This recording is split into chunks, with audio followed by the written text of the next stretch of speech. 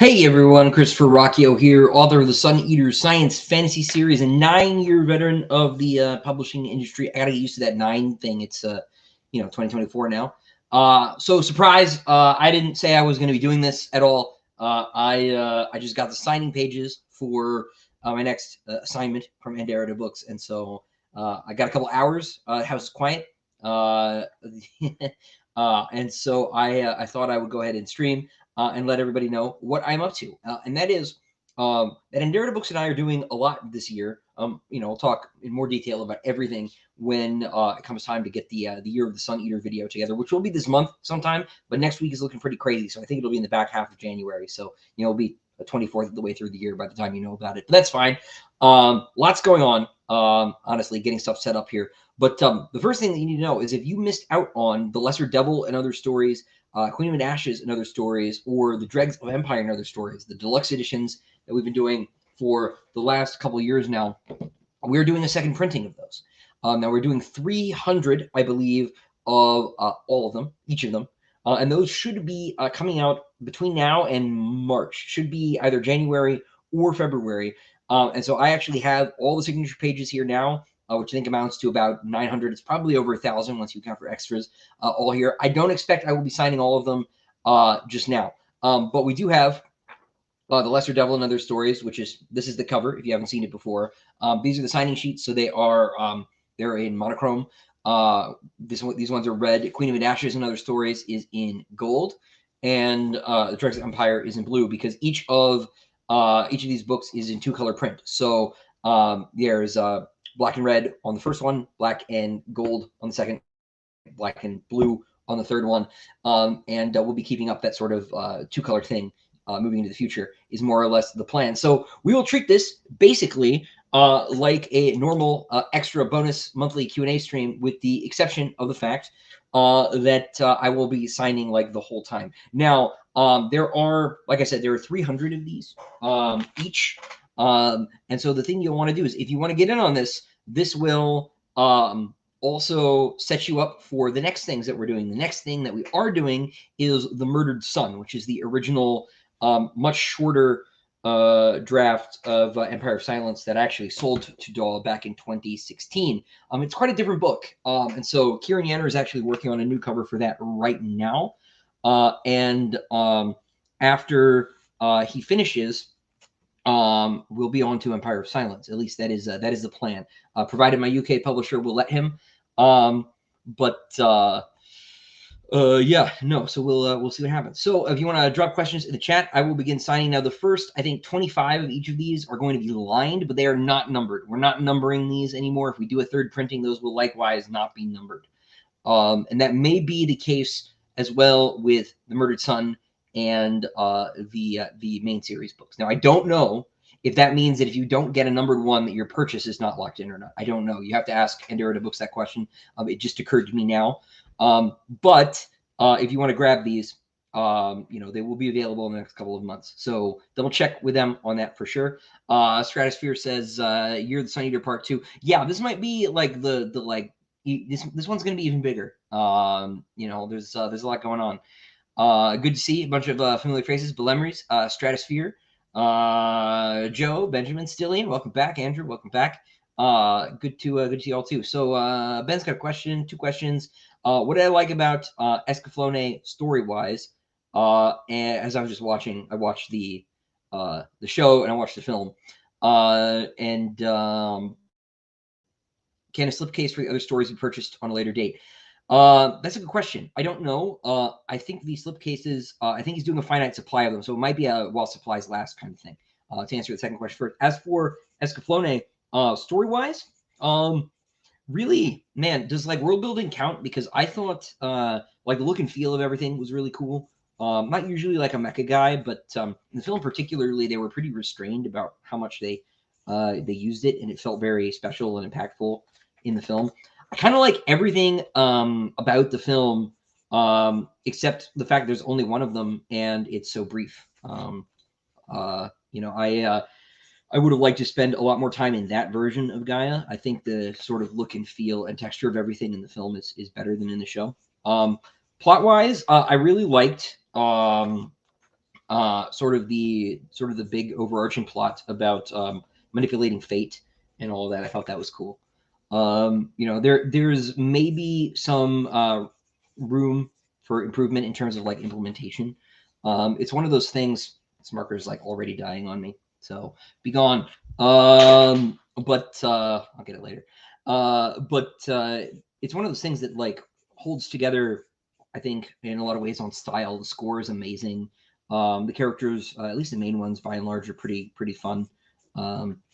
Yeah, I really enjoyed it. Like I said, I particularly enjoyed. Oh, I'm not lining these. Whoops. Well, it's okay. I'll keep them separate, and I'll line later. But anyway, yeah, no, I really liked it. Let's see. Elrose finally caught one of the streams. Yeah, I thought doing this earlier would be nice for folks across the Atlantic. And like I said, I had an opportunity to do this a little bit earlier in the day. It's always easier for me to do these streams like after 8 p.m. my time, because my daughter is asleep, and there shouldn't be like any other surprises. You know, my wife will go about her business, and you know, it's easier to do it then. But things are a little quiet here today. So also had a really good writing day. I've written 3,000 words today, which is amazing. I've only done that one other time so far, working on book 7, and so this is like the second best day in book 7's history. So that's very exciting. Yeah. Let's see. And to your question, will Disquiet Gods have the same narrator as the rest of the series? Yeah, it will. I think I threw everybody for a loop when I narrated the first chapter on the channel. I think a couple people thought that was the new narrator. No, that was me. I think I'm flattered by the confusion. I must have done an okay job. But no, Samuel Rukin is coming back. The audiobooks are published by a separate company, right? Daw did not publish them. Bain does not publish them. They are published by Recorded Books. And you sort of subcontract audio production out to an audio publisher, with a couple of exceptions. If you are an author who's published with Blackstone, Blackstone is also their own audiobook publisher, is my understanding. I could be wrong about that, but I think they own both divisions. So if you are a Blackstone author, you have Blackstone production on your audiobooks. But failing that, you know, you have a different company do it. So actually, the same company is doing the audiobooks. And so nothing's going to change on that front. It'll still be Mr. Rukin. I would be devastated to lose him, honestly. When we did Dregs of Empire, for a moment I thought about emailing them and being like, "This isn't a Hadrian book. Maybe we should get a different narrator." And I just was like, "Nah, we'll let it ride." So that is coming out, by the way. The Dregs of Empire audiobook is out on the 16th. So not Tuesday, but the next Tuesday. I'm gonna go back now and just line all of these. The Lesser Devil, Other Stories ones are going to say Live by the Sword, or I could like immediately mess up the first one. That's great. Okay, I'll just set that aside. Talking too much. I usually do the lining and stuff later. Actually, why don't I just do that? Why don't I just set these all aside? That would incur far less opportunity for harm. I am actually like not a very good multitasker at all. I've signed my name so many times. It's okay at this point. Let's see. Happy New Year to everybody, by the way. A bunch of people saying Happy New Year. I don't know what point it becomes uncool to say Happy New Year. Is it like after the first week or something? But Happy New Year, everybody. Let's see. Swick asks, I know this is far from now, but is the goal with Anderida books to have deluxe versions of all the Sun Eater books caught up by the end of 25? I don't know about caught up by the end of 25, because these are like very expensive to produce, right? It's pretty expensive to print books to scale. Like if you're a big publisher, it's very expensive. One of the reasons that it's so expensive to produce special editions is that the materials cost a lot, because good paper is expensive. But then you've got stuff like the cloth binding, even fake leather. Now, fake leather is less expensive even than cloth, but it's expensive. And then you've got to deal with things like slip cases. I run into a few people who are real mad that the slipcases with the diamond editions were $50, right? Because they're like, that's a lot of money for a box. And it is. They cost that much to make, pretty much. We make almost nothing on those slipcases. Because they have to be sort of like wrapped by hand. At least the Anderida ones have to be because they're cloth bound too. But it takes a lot of time and precision to get them to fit properly, and like that's all done by like actual artisans, right? That's not done by done by machine, at least not in the cases we're talking about here. And it's worth it, for it's worth it for the quality that you're getting, but it causes these things to be very expensive. And because of this, you can only do so much at once because you have to purchase the rights to print these books from the main publishers who own the rights to produce the books. And so you have to lease rights, which is, what we had to do with the diamond editions. We had to, pay to get the right to, print my books, which sounds silly, but, I sold them the rights to print the books. And then, so you have to like sink a lot of money in up front. And so doing a bunch of them all at once is probably beyond and even Anderida's scope, right? To go ahead and like buy out all 7 in advance. So we'll probably sort of go 1 a year, maybe 2 a year, probably 2 a year with Anderida, if I'd have to guess. I don't want to sign Rob up for anything, but so this year we're doing these 3 reprints of the And Other Stories collections, The Murdered Sun and Empire of Silence. So it's not impossible that next year wouldn't just be Howling Dark, Demon in White, and Kingdoms of Death, but it could just be Howling Dark and Demon in White. The other sort of limiting factor on these is that the main books are going to have new stories in them. So they won't have the stories the Diamond editions have. They'll have different stories. And I need to write those, but I also need to write book 7. And I've got a bunch of other things on my plate as well. So they won't all be done by 25. They'll run over a little bit. And Rob and I are also planning, I'm going to have enough short stories by the time I write all the Diamond editions and by the time I write all the stories for Anderida Books' editions to do another few volumes of Tales of the Sun Eater, like the ebooks. And so I probably will write a few more novellas with old characters as well in order to be able to do more And Other Stories books. So don't know if that's going to be 2 more And Other Stories books or 3 more And Other Stories books or 4. I don't know. But novellas are not huge time investments. I mean, Dregs is a full-on novel, and I wrote it in 2 months. So, and that was like with a newborn. So, I plan on doing a few more, and there are a lot of characters I'd like to tell a story with. I think would be fun, even though I don't have story ideas for most of them yet. But like, even some like off the wall ones, I think it'd be fun to do like a Selene story, right? I don't know what that would be, but I like her, right? So like, who knows? But I think next is probably Velka. My one hesitation there is that there's a very good chance that Velka's novella is actually a novel, in which case, we'll see what happens. But all the more reason to maybe write that next. So if it turns out that it's, 120,000 words, I'll just sell it to Bane. We'll see what happens. But yeah, no, so it won't be caught up by 25. This will be next few years. The other limiting factor too is art. Kieran Yanner is a busy man. He does a lot of work for Wizards of the Coast. And it's Wizards of the Coast, I think, that really pays bills. So he fits me in where he can, and as he can. And Kieran is the man. I've been getting Murdered Sun development emails last week or so, and it's going to be pretty cool because they're all going to be wraparounds from here on too. Technically, these are wraparounds, but the backs are just texture. There's no image on the back. The Murdered Sun and forward will be full treatments. They'll be art all the way around. So there'll be more environment, more characters, more. And we're going to try to do some interior art as well. Don't have the details on that squared away yet. So art takes time, and I try not to rush it. So let's see. We got a super chat. Elros, thank you. Thank you for the $4.99. Is that's pounds? I think. Thank you.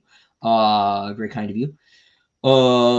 Let's see. Any New Year's resolutions, or are you not into those? I am not so much into them, honestly. I like always have sort of a standing, like take care of myself better thing. I'm very bad at that. But I try to do that to like during Advent and during Lent, and not so good at it. Nothing I ever seem to do makes any changes. So at least on that front. But yeah, otherwise, just gonna keep going on. It's really a time to sort of take stock of everything that's like, in the works, in the shoot, and to sort of plan things. Why I'm taking a minute getting the Year of the Sun Eater video together for this year, which probably should just be like a standard practice thing, because next year I imagine will be a pretty exciting year as well. But this year is going to be especially exciting. I won't say any more about that yet. There's just a lot of stuff going on. So a lot of stuff going on already. Like I have like so many YouTube videos I need to make this month, which is why I'm doing this now in the middle of the day. Is Batman my favorite superhero, Wayne? Yes, 100%. Was it you I was talking to actually about superheroes in the comments? I can't remember. You know, so I have never been a big like superhero guy generally. Like I'm not about I'm gonna make fun of Aquaman, like the talkative fish, right? I don't like that. But more than that, it doesn't feel right to me that Batman and Superman should exist in the same world, and it definitely doesn't feel right to me that like Batman and Superman and Green Lantern and Hawkman and all exist in the same world, right? Now this is partly because some of these characters like belong to like completely different like corporate structures when they were starting out, right? Captain Marvel, Shazam, right, was belonged to a different company, right? And so like the lore is very disjointed, it's very strange. Wonder Woman and Aquaman both sort of depend upon Greek mythology, but their treatment of Greek mythology is a little bit different, and like the pieces just don't mesh. And like the tone can vary widely as well. And so I usually I like my Batman stories to be basically Batman solo. I'm not even a big like Robin. The extended Bat family can get the heck right out of here, but like Robin and Batgirl I can stay. And to an extent, I'll take like the Robins up to Tim. Like, and I know Tim's sort of uh been going through some stuff lately, so he's kind of not the same character I grew up with anymore. But I don't like Damian very much. And I know there are like 300 more Robins. Them I don't have a lot of patience for. But like the extended family after that, it's just too much. Because if Batman has too many friends and wards and whatnot, it starts to lose the tone, I think, for me. So I don't like that either. But so I'm like kind of like a weird, I guess, orthodox Batman purist. But I think he's at his strongest when Batman is very gothic in like the technical literary sense, when it's like Gotham is the whole universe, and like there's not really an outside world. Like why doesn't the federal government step in and fix Gotham? Well, because like there kind of isn't one in like sort of a mystical sense, right? I kind of want like Gotham to feel gothic, right? To feel kind of like Yarnum in a sense, right? Where it's like this weird pocket universe where things are sort of the way it is. So I love that. um you know um but I never really like went in for comic books either, because continuity in American comic books is very confusing. And uh I never really kept up with it. I'll read like like a cutout. I'll read a graphic novel or a trade or something, read an arc. But I can't keep up with it on a regular basis. I tried with the Star Wars comics when the continuity rebooted, because I was like, oh, cool. Well, I love Star Wars. This is 2015, and now I can keep up with all of it, and that'll be so exciting. And so I read all the comics Marvel did that first year. And that was like the one time I was like really regularly buying comics, and it wasn't even superheroes. And it was like really confusing trying to keep up with, oh, you need to go read like this other line next, and then you got to come back, and then it's very frustrating. I think this is one of the reasons that manga has an edge in the American market is you've got the tankobon with the numbers on the side, and like that's it. The whole story is there. It's easy. But yeah, no. Sorry, short answer, yes, Batman is my favorite superhero. I like Daredevil, though. But that was really the Netflix show's doing. I don't think I've read a single Daredevil comic, actually. Let's see. Just watch Empire Strikes Back. Loved it. What's my favorite part about the movie? That's a good question. I mean, all the Hoth stuff is really fun at the beginning. It's a really strong opening for a middle act. But like the Bespin confrontation, right? That's all really fun. I really like Lando Calrissian, like original Lando. I don't like the way Solo treated him with the robot. Like that was weird. Um, but he's so cool. Like Billy D. Williams is the guy, right? Like he's just awesome. But like I really like that Lando like goes out of his way during the shootout to like try to save his people, right? He's just a really good little example of leadership. Lando is kind of gray in that first sequence, right? He's trying to make a deal with the Empire, but he cares about his people, right? He's doing the best he can in that circumstance, and it's really adult character and a really adult treatment of character. In what people typically dismiss as a children's movie, right? It's good. I just I think that's a good little moment that I really like. But that whole Bespin sequence is just really really fun. Mitra, the god himself, is here. Let's see. New fan. Love books 1 to 5. You are a legend. Hope you and your family are well. Well, thank you kindly. And I hope your family is well too. Papadopoulos. Do I think I would ever write something outside of science fiction or fantasy? Probably not. Probably not. I mean, maybe I'd do some historical fiction, but I can't imagine that I would want to do that without bringing in some genre element. And in part because like that's just more fun, I think, frankly. If I'm gonna, read history, I'll just read history, right? It's already fun on its own. I don't need to. I don't feel like writing a realistic novel. Like I don't think I'd have anything really to contribute, in a certain sense. But I also have this belief that in a very weird sense, fantasy, and I include science fiction under that umbrella, right? I have like a weird way of thinking about this stuff, but fantasy and science fiction, but fantasy is in a sense more true because the symbolic categories of things like dragons, right, and monsters, vampires, right, knights, castles, is kind of how we like see ourselves, right? We kind of think that way. At least I do. I relate to the world through a lot of that sort of dramatic kind of archetypal lensing, and because of that, fantasy deals with that sort of symbolic reality that's sort of more real and is at least closer to our conscious experience than actual objective fact, right? And so I think that fantasy can say more accurately and more directly in a lot of ways than realistic fiction can. And you can kind of see there are exceptions. Like I like Thomas Harris a lot, right?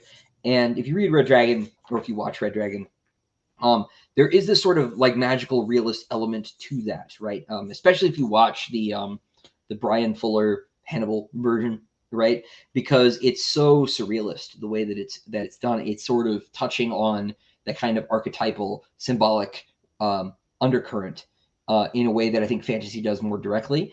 And so I feel as an artist that dealing with that sort of hyper reality is more meaningful. And so I wouldn't want to leave because where else would I go, right? I'm already in the place. Let's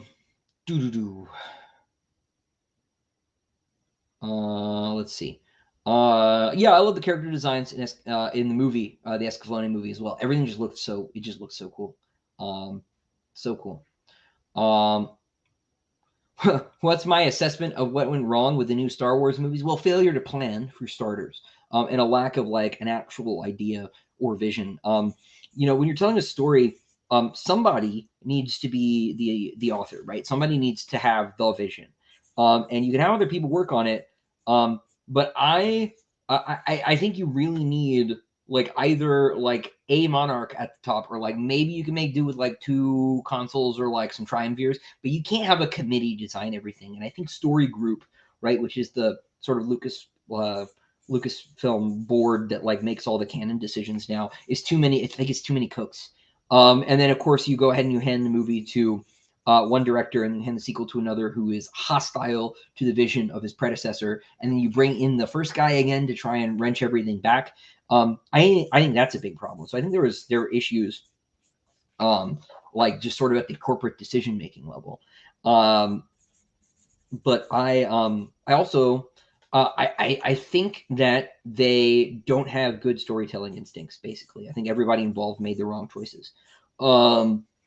People do not want to see their childhood heroes ridiculed and brought low. They don't want to see it. Now, maybe there are people who do, but I think the numbers demonstrate that most people don't feel that way. And the people who do feel that way, I don't understand.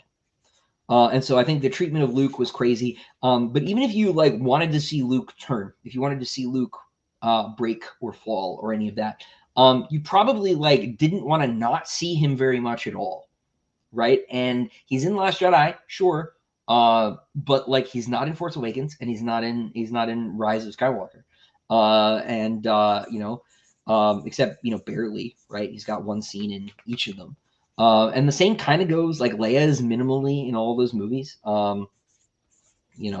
Obviously she, Carrie Fisher passed away, but same with Harrison Ford. We like never got all those guys in one room. The best scene in the sequel trilogy is when Luke sees Leia in The Last Jedi. I will confess, like I've watched that scene as I've watched the movie once. I've never watched it again all the way through after release night.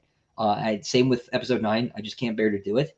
But I have watched that one scene from Last Jedi a few times because it's nice to see them together. It's nice to see them acting like themselves, right? Like Luke. Luke was always like the one guy who acknowledged 3PO's humanity, right? And now, as you know, I am not a big fan of robots, but they are people in Star Wars, right?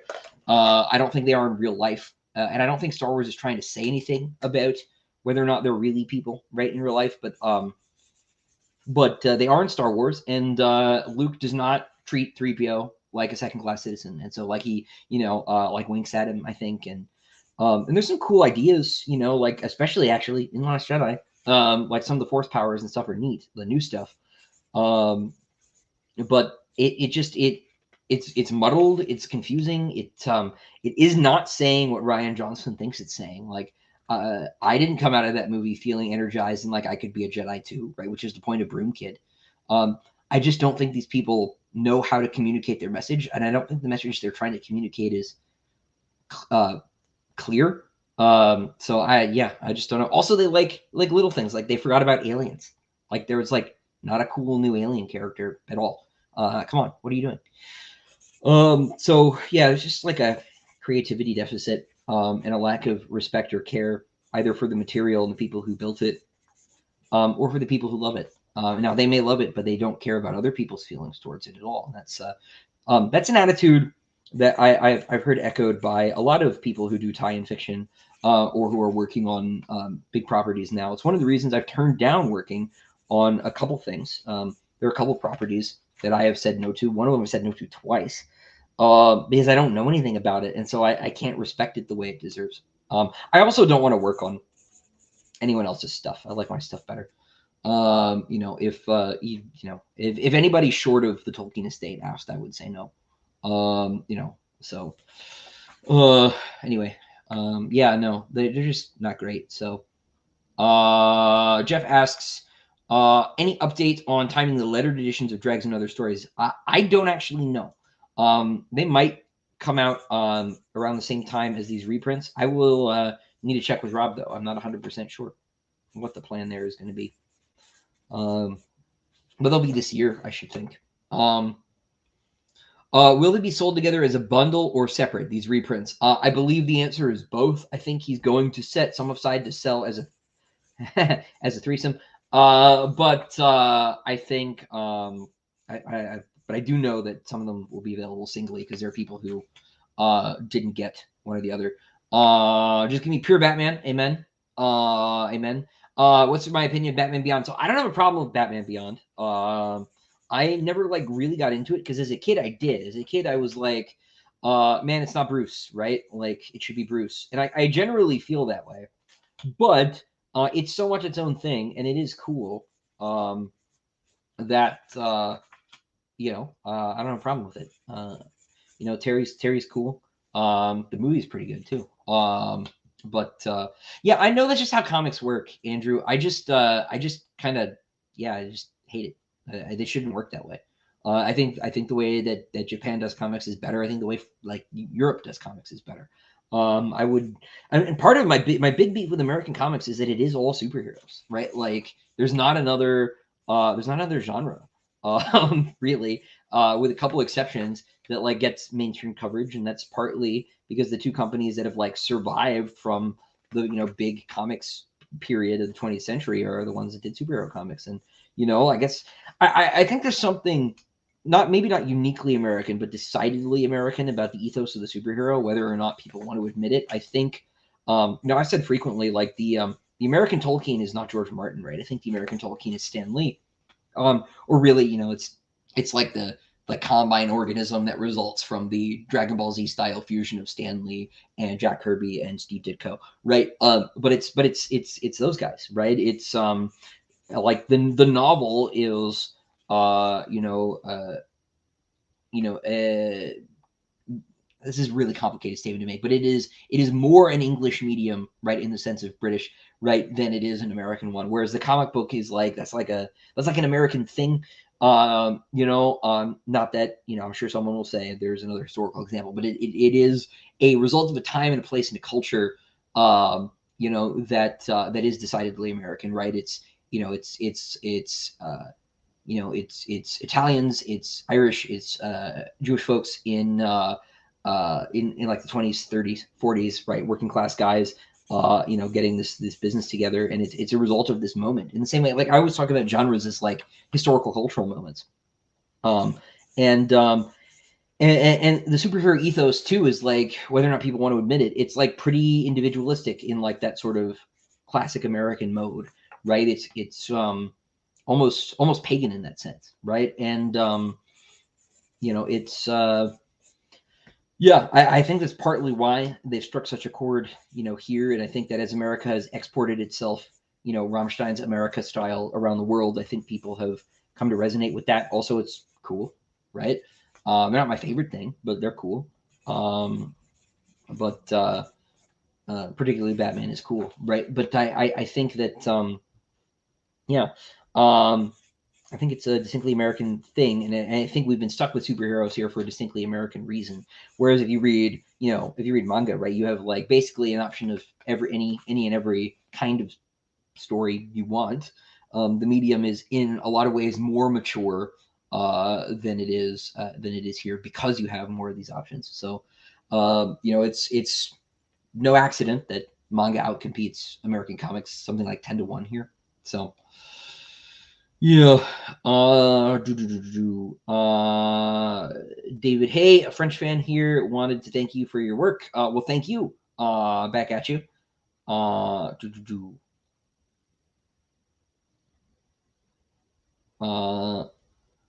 Wayne says, I know you wouldn't be in someone else's sandbox, but given the chance, do you think you could write a really interesting Batman story? I think I actually have a really good Batman story. I won't talk about it in case I ever do get a chance, because I take it back. That might be like the other that might be like the other thing I'd be willing to do one day. I really did enjoy the Thor story I did with Steve McNiven. And getting to work with Steve was a real privilege. He's such a nice guy and a brilliant artist, and was just wow, right? Like really, right? Such a privilege. But like nothing ever came of that since, which is fine. I don't know enough, I think, about Spider-Man to really write a Spider-Man story on the level I would want to, and frankly, that Spider-Man deserves, right? So, for example, right, like nobody offered me anything. So, Batman, it would be really hard for me to say no to, if it did come along, But we'll see. One of these days. Chicken Tenders read the Ramayana and Empire of Silence simultaneously. Very awesome. And no easy task. Did you read like the unabridged one that's like a bajillion words? Anyway, Christian asks, has Daniel Green's Goblin Horde done enough to move the needle on an Empire of Silence reprint? Now, do you mean a hardcover reprint, or do you mean a reprint generally? Because for those who do not know, both Empire of Silence and Howling Dark are completely out of print at the moment, which is bananas. But That is the situation. And that was Daniel Green and the Goblin Hordes doing. Petrick, of course, contributed to it. Sort of a 1-2 punch here in the last couple of months. This is not DAW's fault. Like, they couldn't, like, who's going to anticipate like something like a 600% sales spike? Like, it was huge.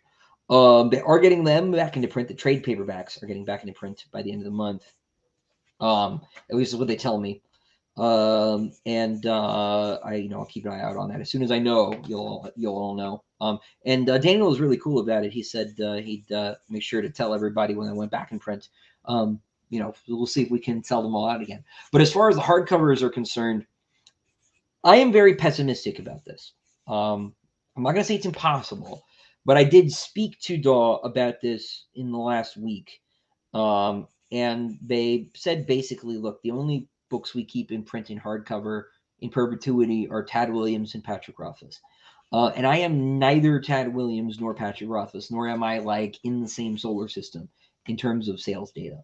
And so I don't think the needle is going to move on those hardcover reprints at all, which is partly why we did the Diamond Edition, which I know is gone, and is why we're doing this Anderida edition later this year. It may also be possible for Anderida books to get more than 1,000, so we'll see what happens.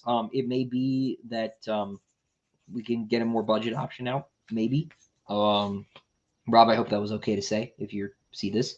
I don't know that that's going to happen though. So we might be stuck with around another 1,000. It may also be possible. In fact, I think it will be possible for me to get a second Diamond Edition printing in a couple of years, which is not an immediate solution. But in a world where there is no standard available hardcover, what I will do is try to lobby extra hard for as much special edition stuff as I can at different price points. I will work around my limitations to the extent that I can, and to the extent that that is possible. Likewise, I don't think my UK publisher is interested in doing another hardcover printing over there. My American sales are, I don't know about significantly, but they are noticeably higher than my British ones. So they have less inducement, I think, to even consider that sort of thing. Chicken tenders, this is a really good question. Man, how do you incorporate ancient and classical influences without ripping them off? Do you think it's okay to use names and terms from classical sources verbatim for sci-fi and fantasy world blend? The answer to the second question is yes. And if someone tells you you're wrong or you're not allowed to, tell them to go away. Or ignore them. Ignoring people is like a superpower, honestly. Totally ignore people. If they say, hey, you can't, you can't call someone Achilles or whatever, because like you totally can. It's fine. But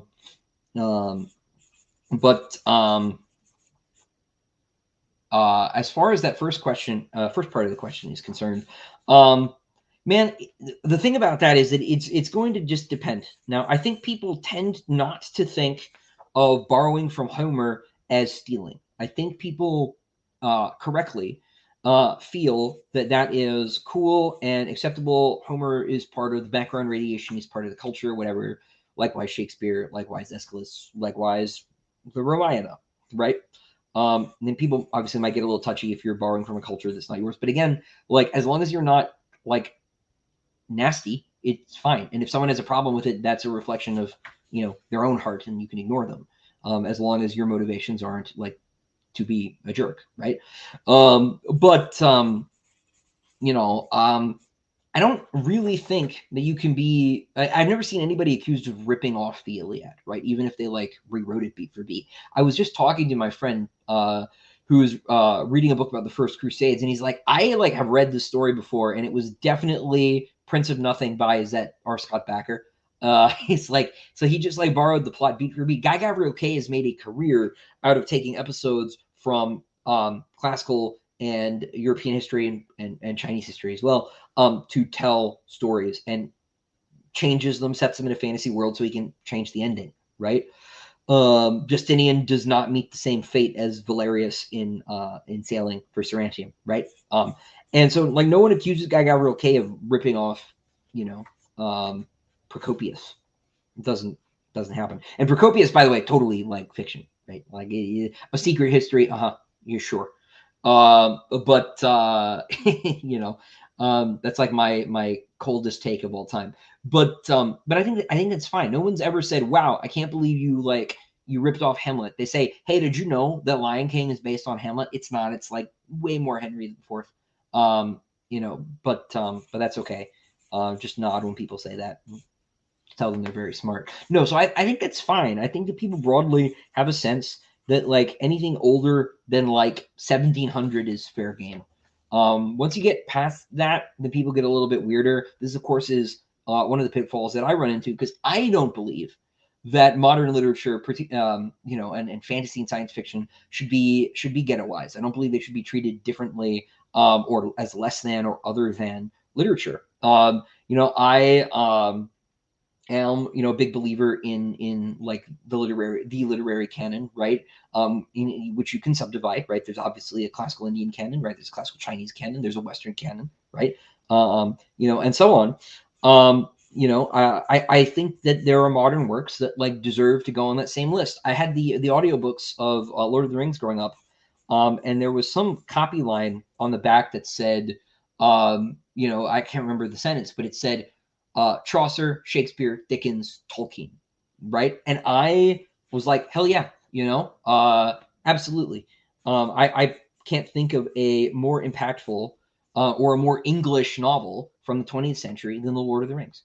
You know, I think Tolkien broadly succeeded in contributing to the mythological and the cultural tapestry, you know, of the English people.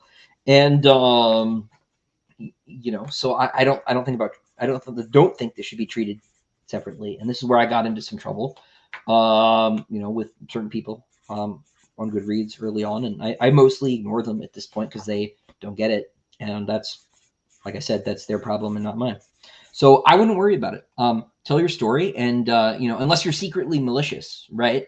If you're malicious, you should like sort that out. But if you're not malicious, um, then write honestly and forthrightly, and see what happens. If someone has a problem with it, ignore them. You know, or you know, subtweet them in a live stream in front of 70 people. One of the two. Dale Jones, love the series so far on Howling Dark. Well, thank you, Dale. Howling Dark is a masterpiece. Thank you, Book Meridian. It is my favorite child still. I'm starting to come around to believe that Disquiet Gods is better. I think Disquiet Gods might be the best one so far. We'll see. I want Book 7 to be the best one, but Howling Dark gave me substantially less trouble. Disquiet Gods was like my problem child that like turned into a very successful adult, well-adjusted one.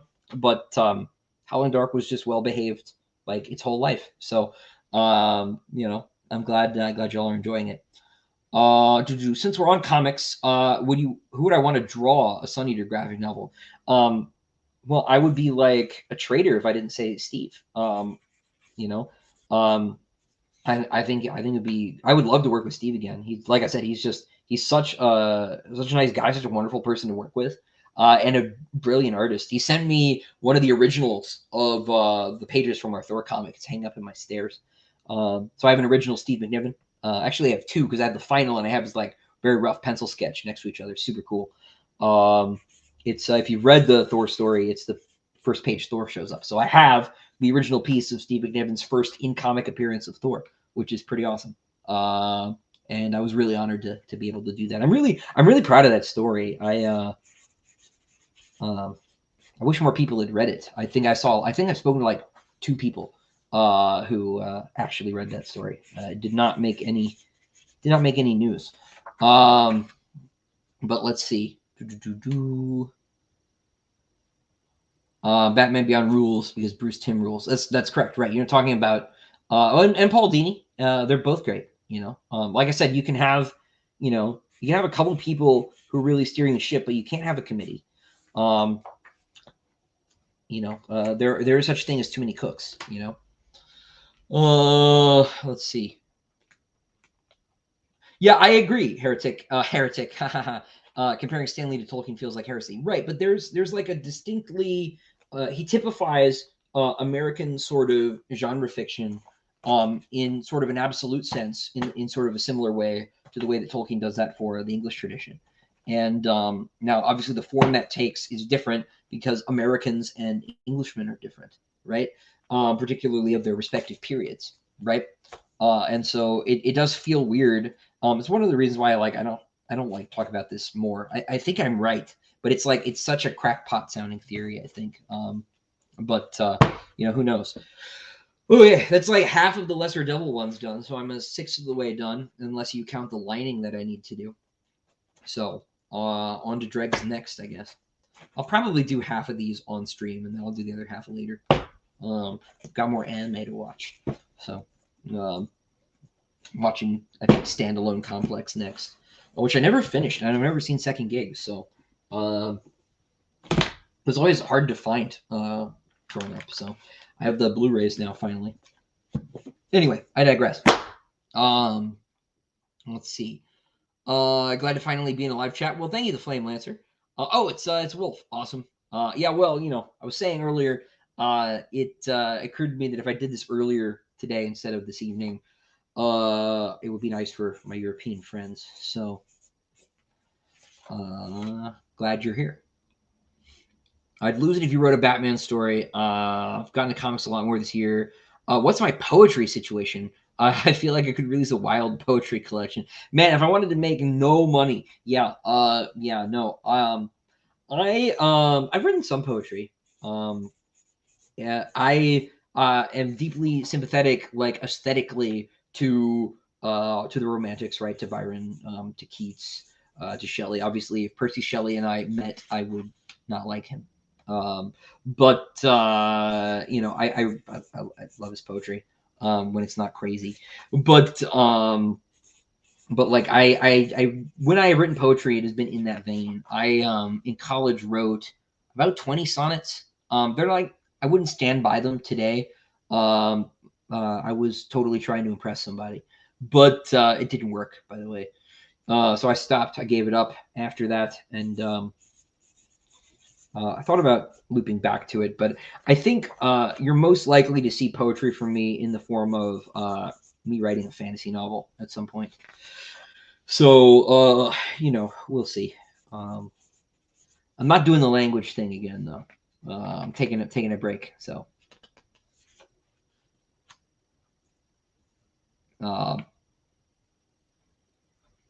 Mitra, it's your surname. Cool. Sorry, I thought it was it was either a Robert E. Howard thing or it was the Persian god. So I apologize. So it's an awesome surname though. Space Cowboy Books. Hey, John Paul, what's up? Any standalone novels in the works? That'll be next. So I have to finish book 7. And then I am doing standalone novels for the next few years. I'm not getting into certainly not into another 250,000 words a book, 7-book series until at least my children are in school. So I'll be moving over to smaller scale projects. It's not to say the books won't connect in some way. Probably the next thing will be a Sun Eater Universe standalone novel, whether that's the Valka novella accidentally turning into a book or something totally unrelated to Hadrian and Friends, but set in the same universe. We'll see, but I think that'll be next. And my hope is too the books will be closer to 150,000 words, so I can do 2 a year. That's the plan. Any thoughts on making leather bounds? So we are. The Diamond Edition is faux leather bound. But it is. It's appreciably leather-ish. But as far as doing a proper actual calfskin, I certainly am not opposed to it. But we were talking about maybe having the lettered editions of the Anderida main novels be a little bit more plus ultra than they have been. So we'll see what happens.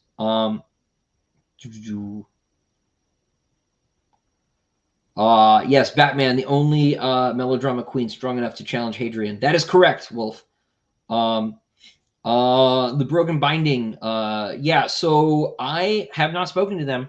So whatever whispers you have heard more than me. And that's all I can say there. So I don't know. let's see. Frighteningly starting Book of the New Sun on your recommendation. I enjoy the writing style, but was a bit more bored with the story. I'm hoping this is like Barry R in the Vorkosigan series. So the narrative in Shadow of the Torturer, like in terms of actual plot events and goings on, are totally the least interesting part of Book of the New Sun. If you just make it through, the other three books are significantly like more wild and bizarre and entertaining in terms of the stuff that's happening. And at least in my opinion, I think that's a pretty common New Sun opinion. So, yeah, I feel the same way about Barry R. It's like it's one of Lois's Hugo novels, but I actually kind of think it's one of the weaker Vorkosigan books. Whereas, like, I mean, Warrior's Apprentice was like one of her first three novels, right? But I think Warrior's Apprentice is significantly stronger than Barry R, and it is not as fetid. So, um, let's see.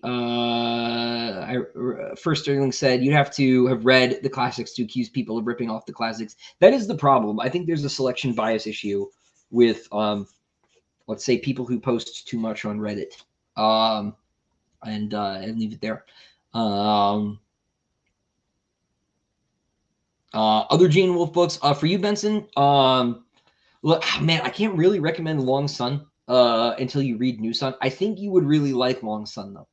I think Patera Silk is a main character that you would really enjoy. He is a delight. He's basically Father Brown in space, and I think you would like that. I have not read the Wizard or the Knight yet, but I think that might be a good fit for you too, from what I know about it. Let's see. Yeah, the hardcover situation is really rotten. The used is the only option. I know they're expensive.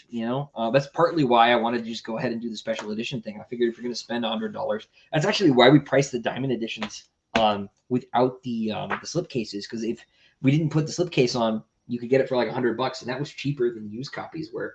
So I was trying to undercut scalpers to a certain extent.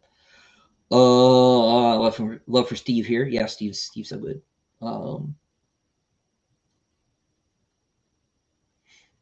Yeah, there's a risk with that, right? If you are basing your work on, in the shadow of someone like Tolkien, right, that you will never be Tolkien, right? And that is like absolutely true. And this is, this is an anxiety I have about my own work, right? Because I don't want to, because it is so in conversation with science fiction as a whole.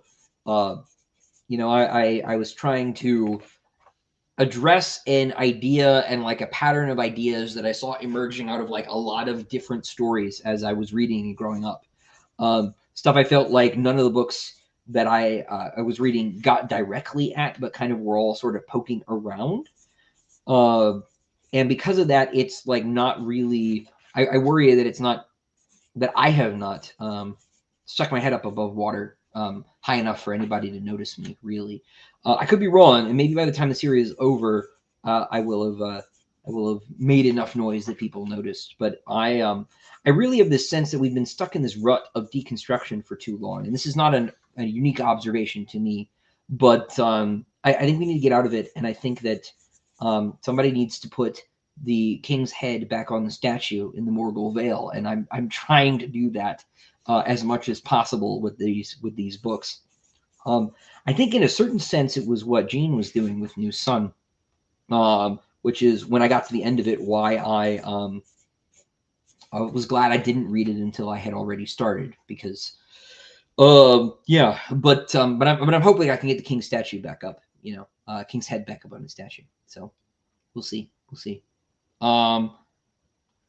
Have I seen Code Geass? I've seen like 3 episodes, and they weren't the first ones. I've always meant to go back, but I never have. It came out in like a weird time where I wasn't watching. I wasn't watching anime. I went through a phase where I just like I was done with the medium for a while.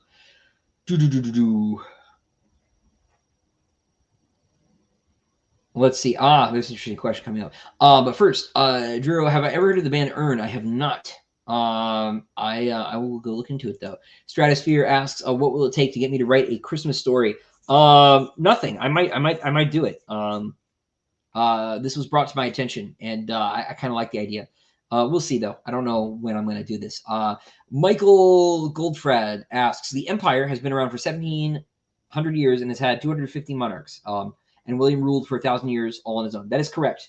Most of those monarchs were pretty early, actually, in imperial history.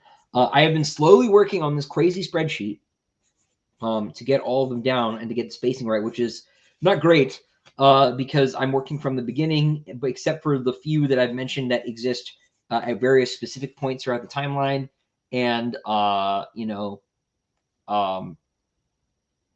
and then of course the ones from the end where the story is taking place.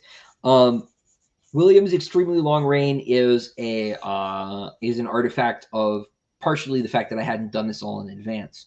But to your second question, on average, yes, they ruled for decades and not centuries. How long ago were the longevity genes introduced in the noble bloodlines? Let me tell you, because this is not a spoiler in any way. This is just world building stuff that's just not explicit in the books, and it doesn't really ruin anything. So let me pull up my spreadsheet for you.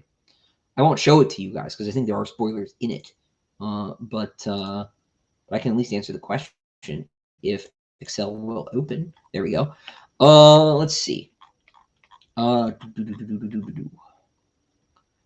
So the first phase of genetic reforms that led to this happening were, where is Sebastian the Great? There he is. Started actually about 1,500 years in. Now, at this point, they weren't full-blood Palatines at all. But they did start having children ex utero and using early tanks. And this led to heirs being produced on a schedule and things like that. A lot of the sort of culture hasn't sort of ossified yet, right? But as far as the actual formal instantiation of the Palatine class, that was a consequence of reforms passed by Cyrus II in ISD around ISD 6100. So for those first 6,000 years of imperial history, lifespans are maybe slightly better than normal. Like it might not be unheard of to reach 150, but the Palatine thing really starts to develop after that. Hopefully, that is enough that it's going to sort of balance out the math a little bit. But it should be the case that once we get through the first like 100, and I think we get through like the first 150 pretty relatively early in imperial history, and then the reigns start to get longer and stabler. John Paul, I'll keep that in mind if I ever do get a thing together.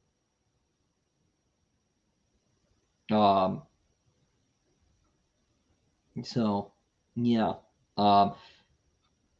Yeah. It was a funny fact about the Roman Mithras, right? Mitra is that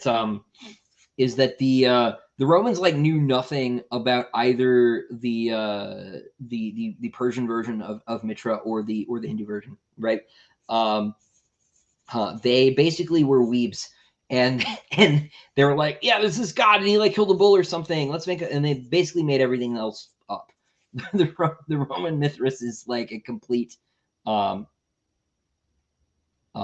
complete mess. It's just complete fiction. As is often the case with things the Romans are up to, which I just think is very funny. Mark, if you're still here, I know it's been 10 minutes. I think you accidentally subscribed to this channel because it just showed up as a sci-fi series. It is. Yeah. So I am a science fantasy writer. My first book is called Empire of Silence. It's part of a big series I've done called The Sun Eater, which is very much like a Star Wars Dune kind of thing. And I am just signing books, pages for a bunch of collector's editions that I'm putting together. So if you want to check them out, Empire of Silence is the first one. Thank you for being here. If you're still here, if you're still after 10 minutes, that's amazing. So thank you, YouTube, I guess. I guess I owe Susan one. But Susan even still in charge? I don't remember. But anyway, no, thanks for being here. Let's see.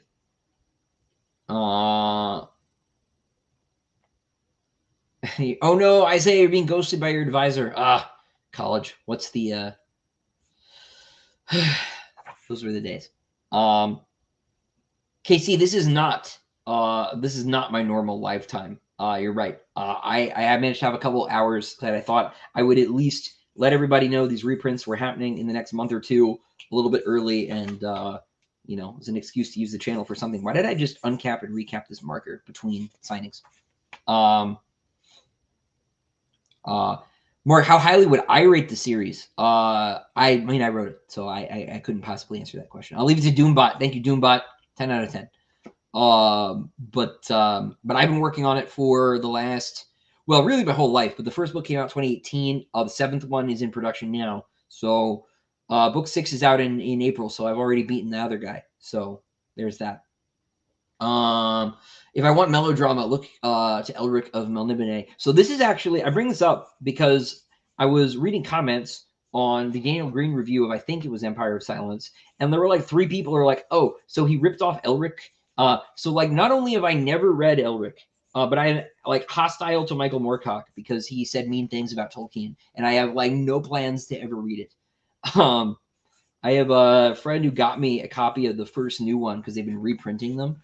I was like, oh, thanks. But like that immediately like went in like the back of my shelf and I'm like, not going to read it. Yeah, no, I'm sure the books are cool. They sound kind of neat. They sound kind of depressing, but, i.e. cynical. Depressing, i.e. not cynical is fine, but depressing, cynical, I don't like. But yeah, no. I just wanted to mention this because a bunch of people were like, well, he ripped off Elric, and like, it's literally impossible. For the same reason it is literally impossible for me to rip off Warhammer 40k. I have never had anything to do with Warhammer 40k. I have never read a book. I've read one short story because my friend told me that I should get Peter Fehérváry into Sword of Planet, and I was delighted to because Peter is a great writer. But I had to read a couple. I read one of his short stories. I did not read 2. He sent me 2. But I think I only read the first one, and then I read the story he wrote for me. Yeah, there's a bit of a bias sample here. Yeah, that's for sure. Oh, hey, Orion. Glad you could stop in. Oh, Mark, you're a Revelation Space guy. Me too. I love Alistair Reynolds. There are a couple nods to it. To it in here. I'm actually reading. I had to pause because I got sidetracked. I have a 7-month-old, but I'm reading House of Suns for the first time. I don't know how I missed it. Reynolds is just such a genius. Such a genius. It's one of those writers I just want to be when I grow up because of all of his world building is just impeccable, right? And I do not have the technical background that he has, so my books are a lot more sort of fantasy action. Like I said, a little bit more Star Wars. It's not to say that I don't have, hard science in there. There's also like very not hard science, right? But yeah, man, I love those books. I particularly love Chasm City. That's my favorite of the cycle. Just really good stuff.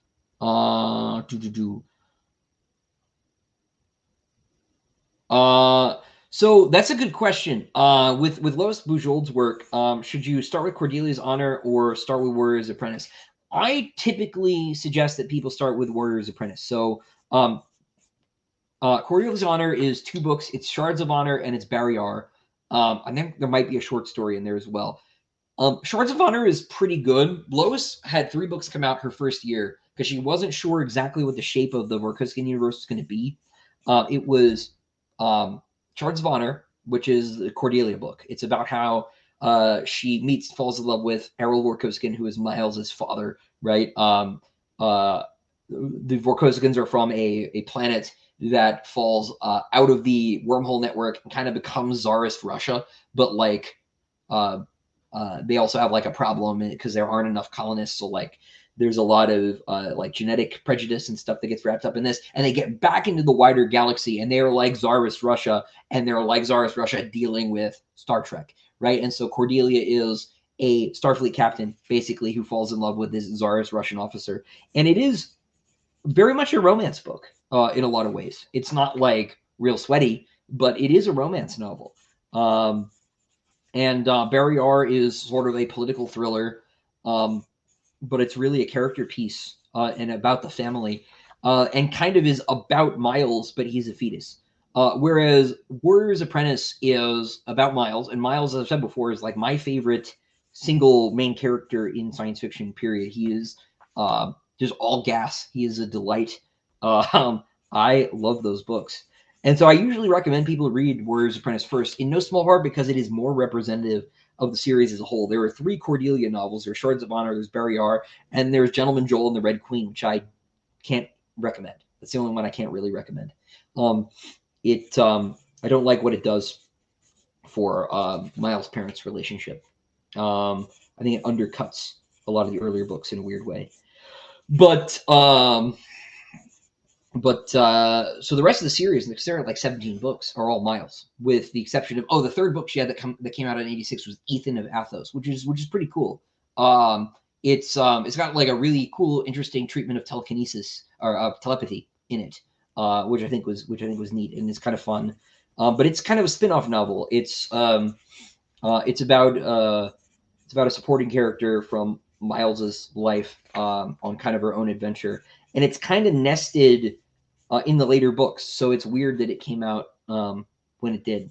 But Lois kind of had the shotgun release in 1986, and they're all like really short. So I would go read Warrior's Apprentice first, frankly, and then loop back in. I read the Cordelia stuff at the end. I skipped a mile because I thought it sounded more my speed, and I was told that you could. Lois insists that you can read any of the books first, sight unseen. I respectfully disagree. I think you need to start with either Shards or with Warrior's Apprentice. You could probably do fine reading one of the other ones, but I think you get more out of it if you actually read them in chronological order. This is one of those series where I disagree with my friend Scott about publication order. Publication order, not in Lois's case, just at all. Read them chronologically.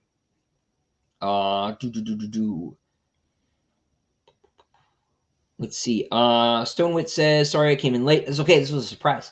I've already bought the Amazon paperbacks and all the tales of the Sun Eaters. Is there anything I will be missing? If you have the 5 main books, there are 3 novellas, 3 short story ebooks.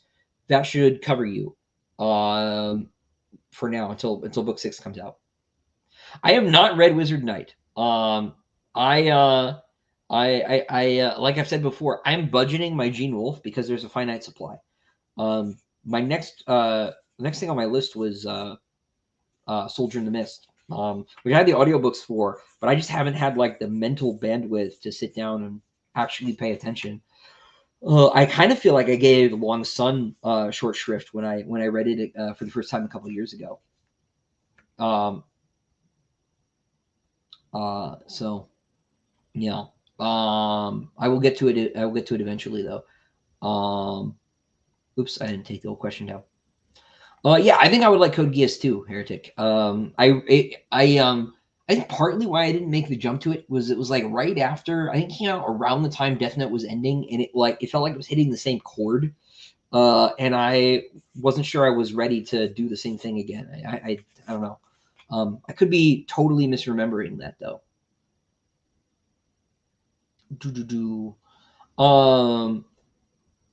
Yeah, so there are 5 books now. The longest one is about 290,000 words, so a little bit shorter than the first Game of Thrones book. The shortest one is 195,000 words. That was the 5th one.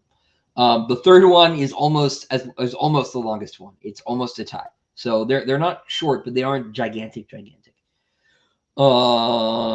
Yeah. Yeah, Amy, I think that there is a real problem with sincerity at this point in time. Generally, I have everybody make fun of Hadrian's dramatic tendencies, not because I feel like they should, but because I feel like modern audiences couldn't handle Hadrian without somebody making fun of him.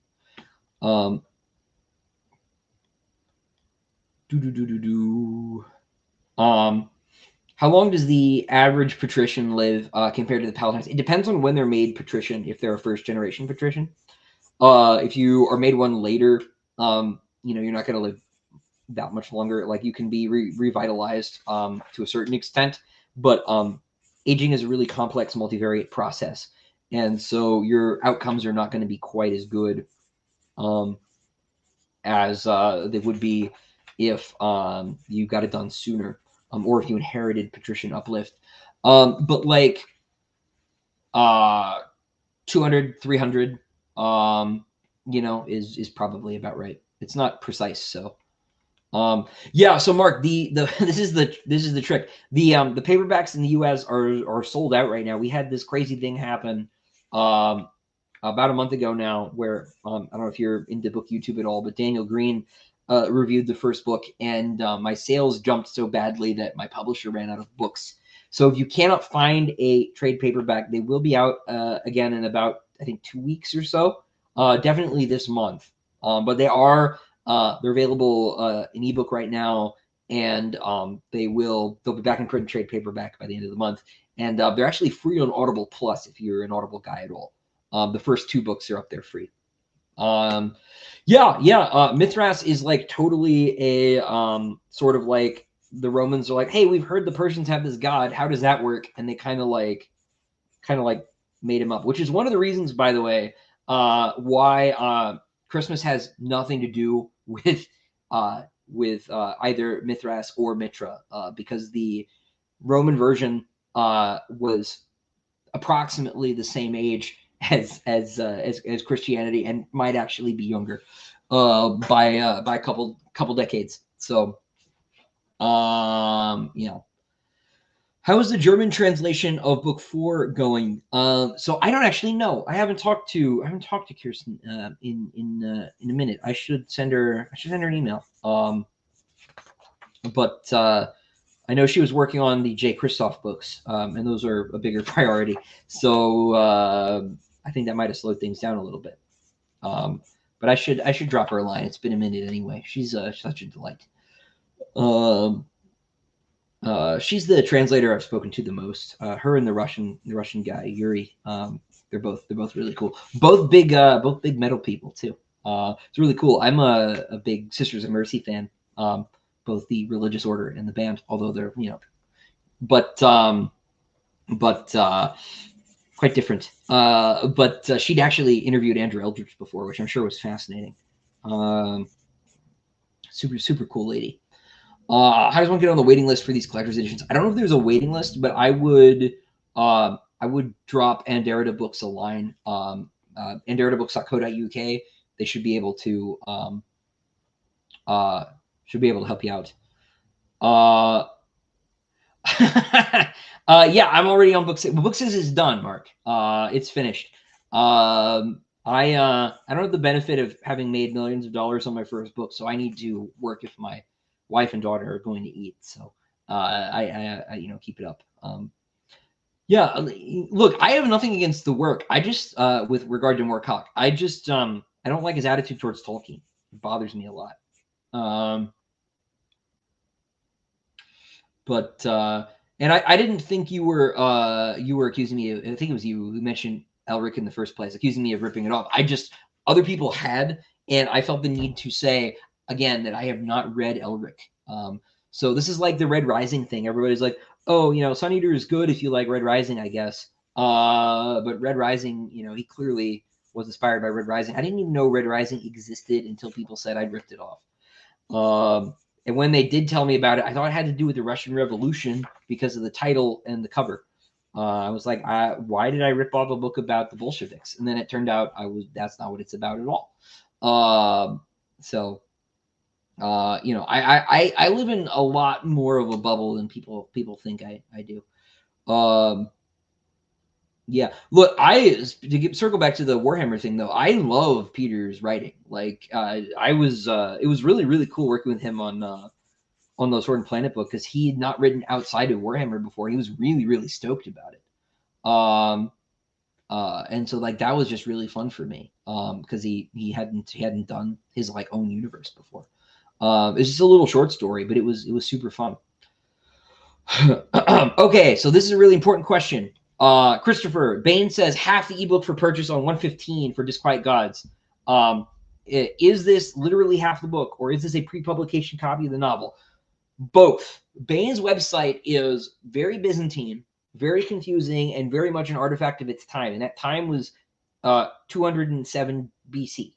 God bless them. So their website does two things. One, they make their finished ebooks, not the advanced copies, the finished ebooks available in partial installments on the months leading up to release. So you can read half the actual finished ebook on January 15th, but you can also separately purchase the entire book in its early access form, which is the only thing you need to worry about. Those partial ebook things, I've told them repeatedly when I worked there, they're like, I don't think anybody really uses this.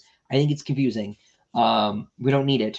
But there were a few people who liked it and made vocal, made known their desire that we keep that feature. So it is still there, but it is totally separate. You can't see the early access, the ERC copy of Disquiet Gods yet because the page hasn't been listed. So what you're looking at is the page for the finished book. It is a different item than the ERC, so there will be a different catalog listing for the advanced copy. I will post that link along with a video on how to get it and how to make sure you have the right thing on the 16th when it comes out. You can read the full novel, the full text of Disquiet Gods in 2 weeks, in 12 days, actually. It won't be 100% final. It'll be, there'll still be time to get some revisions in, some edits in for typos and things, but like nothing big structural will change. Nobody is going to not die who isn't dead already, and vice versa. Like everything is there, except for commas and semicolons, and like if there's like a typo or a continuity error, we're going to do our best to get as many of them as we can. But no, they're different items. I know this has been a debate. I had like 3 emails about this. You'll be able to read the whole book. I promise. That is 100% the truth. I'm not making that up. Let's see. Yeah, so it'll be there. Now for something completely different. What do I think about the writing of Bethesda games? Have I played them? I've played Oblivion, and I played Skyrim, and I played Fallout 3. I really liked Fallout 3. I really liked Oblivion. I really didn't like Skyrim. I don't remember what my beef with Skyrim was. Yeah. Yeah. So as far as the writing goes, I think it's fine. I think it's a natural consequence of the way the game is structured, that the writing is the way it is.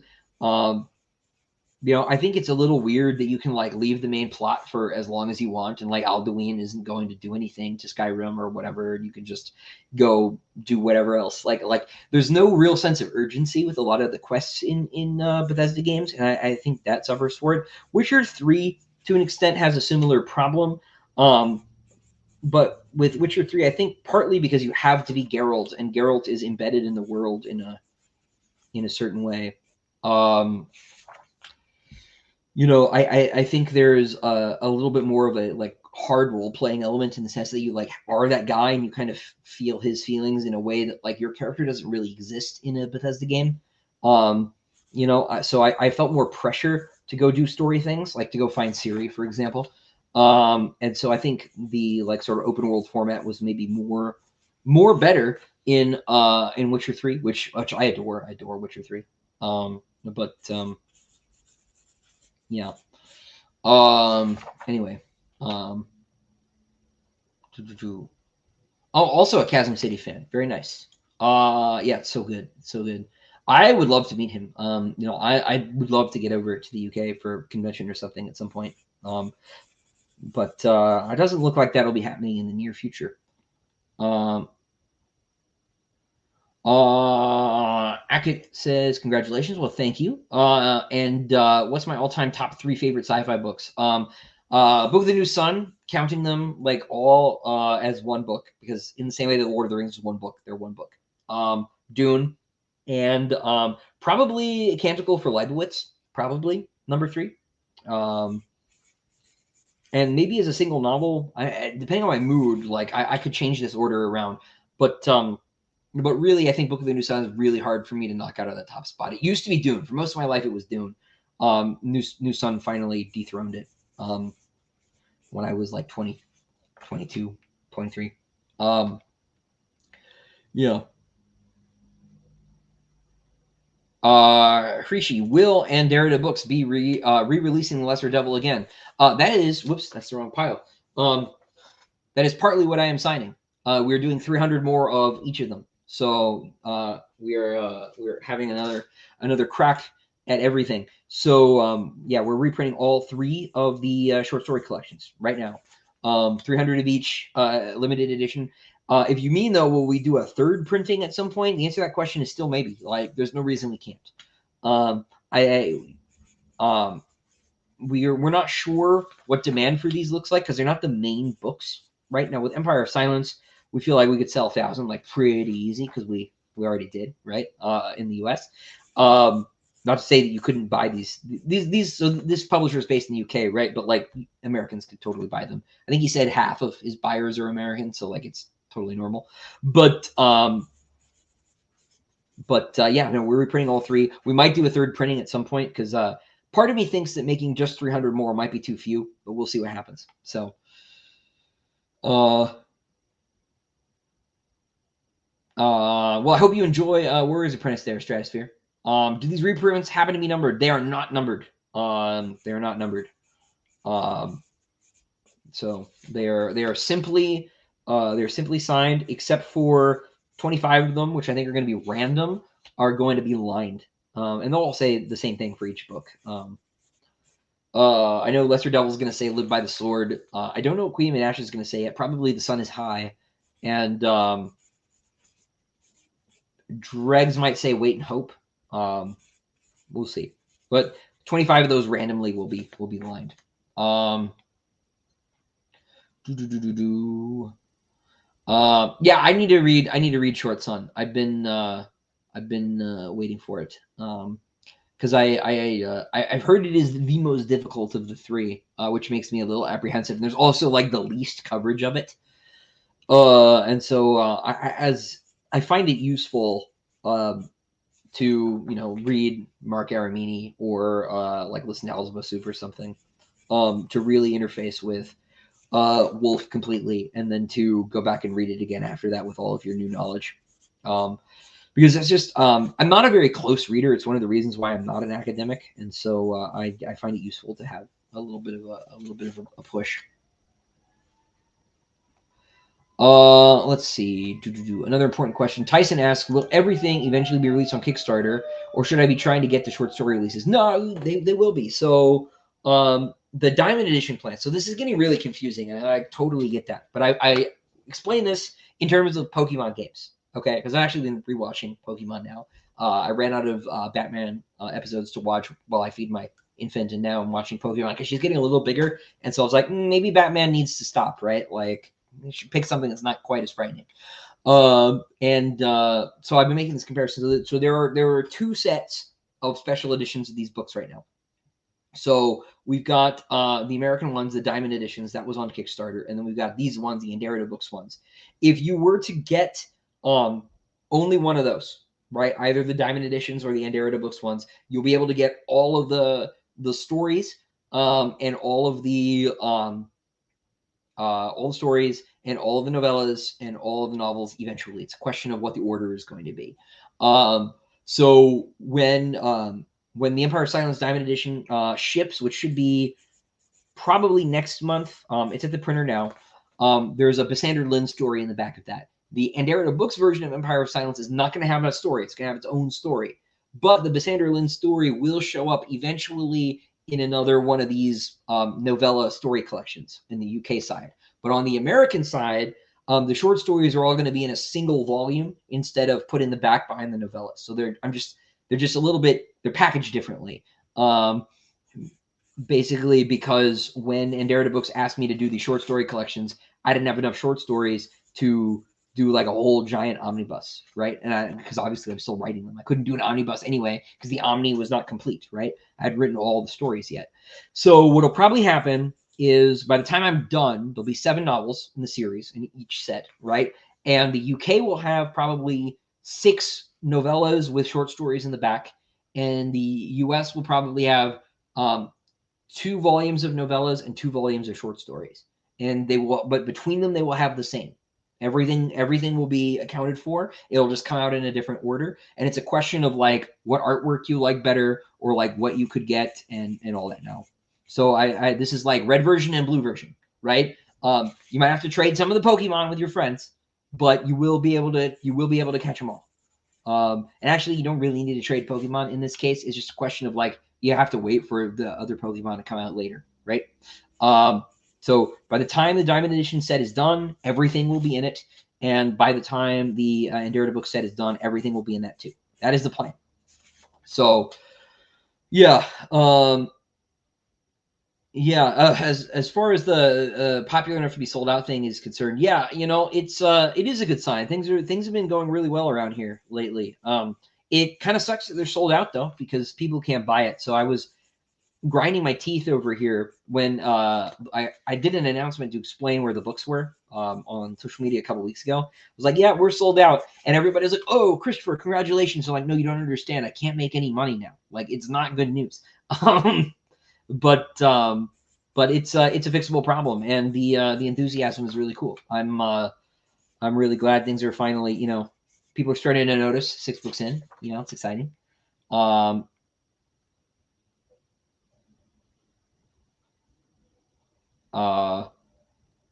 Matthias, why are you crying? What did I say?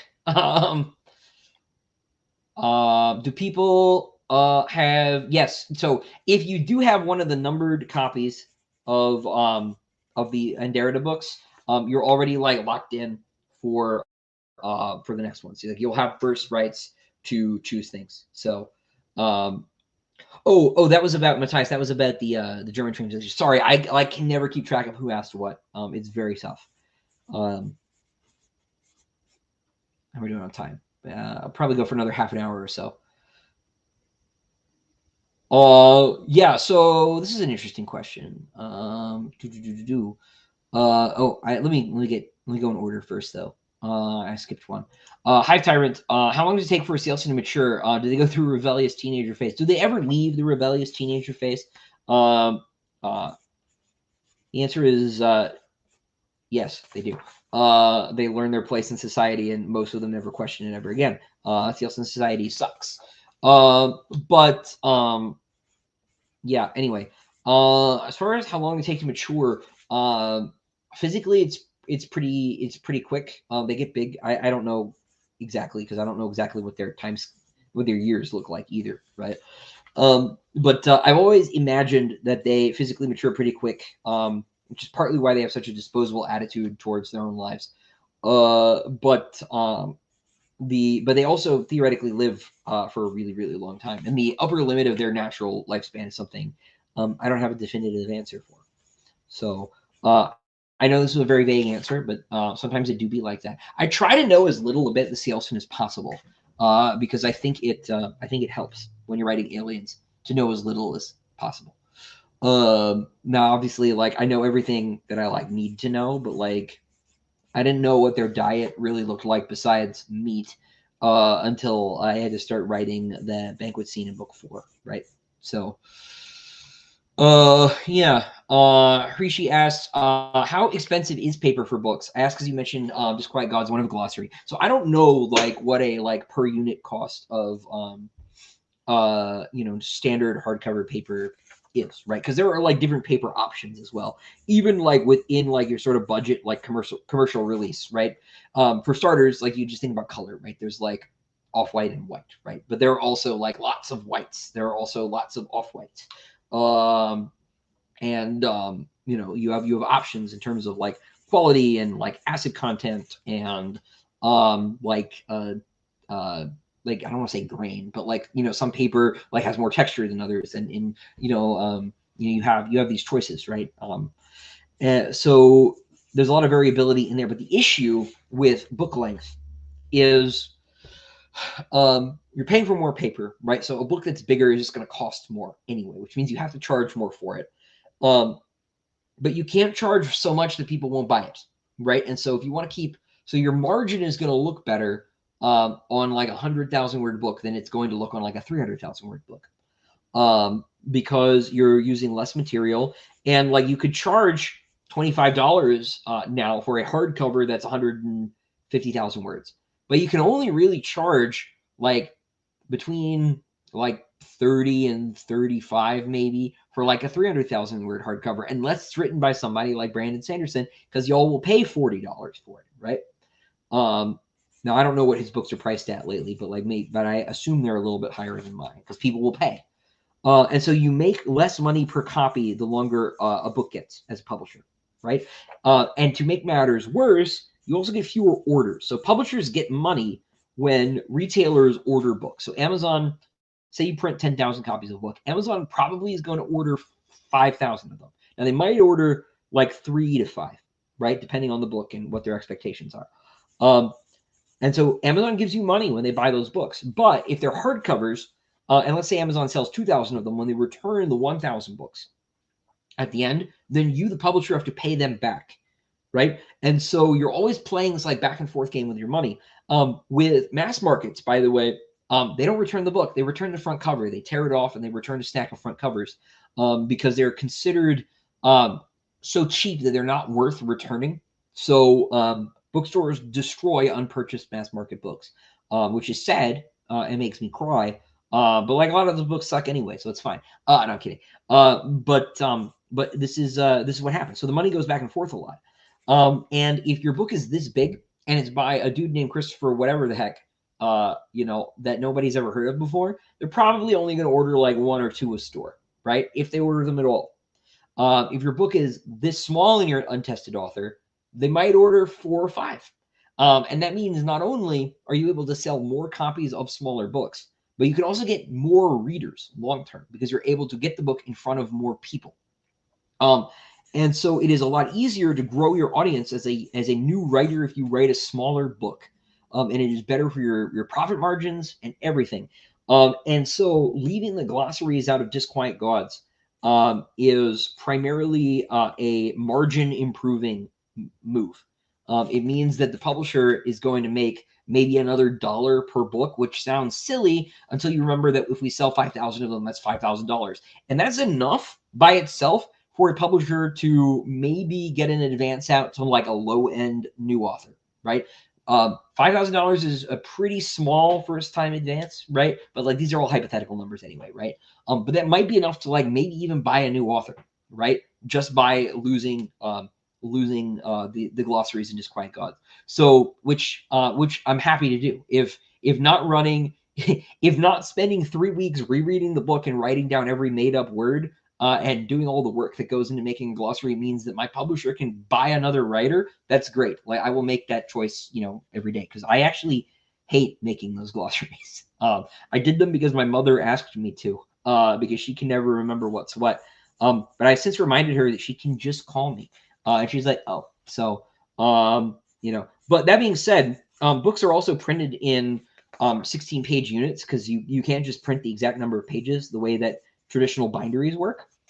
So we ended up with like 12 extra pages. And so I filled it with as much stuff as I could. So there is back matter in Disquiet Gods, but it's not a glossary. It's something new and it's something you all have asked for. I'm going to leave it as a surprise. I think it'll be in the e-arc. It should be. So you all get to see it. I would read it after the book, though. I'm just going to say that because it might spoil some book stuff. Yeah, I like the lore in the Elder Scrolls stuff. I think it's super cool. I like the Eldritch elements, the sort of unknowability of the Elder Scrolls themselves, and some of the dangerous stuff. I think is neat. I like a lot of that. It's just the actual like narrative experience. I think can fall a little flat sometimes. But haven't read the Witcher books. English translation does not seem to be good. That is true. It is not a good translation. I have read I've read up through Time of Contempt, and then I just like haven't picked up in a minute. My best friend is Polish, and so I have gotten an earful about the English translations because in Polish, my understanding is that Sapkowski is actually sort of beloved as a stylist. Like he's like a good writer, right? In addition to being popular and cool and all of that stuff. None of that comes through in the English. The English translation is rotten. I remember reading Sword of Destiny, and they keep saying the Sword of Destiny has 2 blades, and it's clearly edges, right? Because it like talks about cutting both ways. Like they clearly meant edges, and the English translator like just translated it literally. As I asked my Polish friend, I was like, look, here, here's the sentence, and he looked in his version. He's like, oh yeah, it does say blades, right? But like it clearly means edges because because of context, right? It was like too literal a translation, and there's just a lot of woodenness I found. I hate to pillory. I think there are like 2 translators, so I don't remember, but I hate to like complain because that's a hard job. It's a job I can't do. But like it, man, like yeah, I think a better translation. I really was hoping they would retranslate them when the Netflix show started, but and they kept making all those new editions, but they did not go back and improving the English because they could benefit from some editing. Let's see. House of Suns is the only other sci-fi book I've read that makes me feel how much time has gone by aside from Sun Eater. Reading Reynolds is always a treat. Yeah, man, and he goes through like way more time than I do in that book. It's crazy. He's also just like so out there, just in ways that I like I said, I don't know the technical background, so like all the like crazy sort of like subatomic particle stuff he comes up with and whatnot is just stuff that I don't even know to know, right?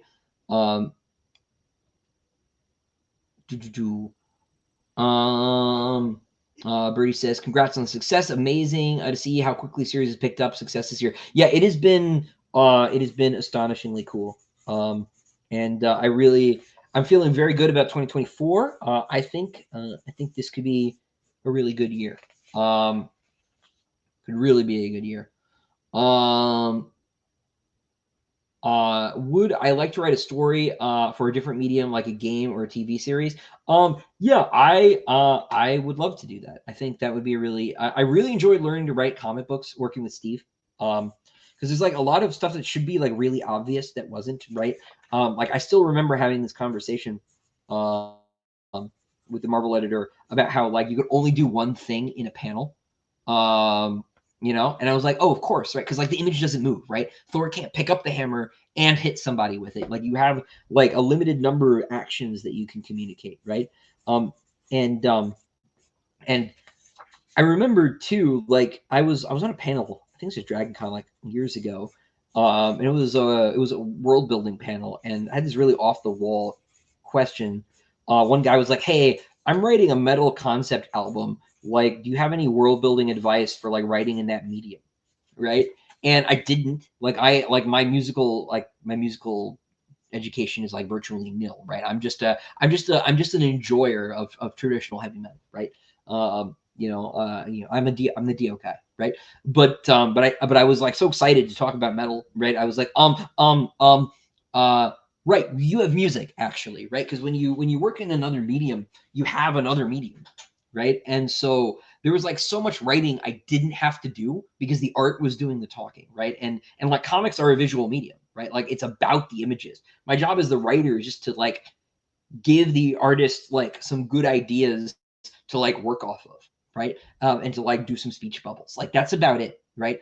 I don't like comics where it's like text box, because like I'm here to look at the pictures, bro. Right? That's what it's for. And when you're writing like for TV maybe, or writing like I don't know, a radio drama or for a video game, like you need to think about how does the story change in this different medium, right? Like the fact that Sun Eater is all first person, right? Works because it's a book, but you can't do that in a movie, right? You can do voiceover, but you can only do so much voiceover. And in a certain sense, the books are like all voiceover, right? So you have to think about how does my story and how I'm trying to tell my story change with different medium. And like this is a puzzle I'm like very interested in. I'm very fascinated by people who like really push the conventions of what's possible in a medium.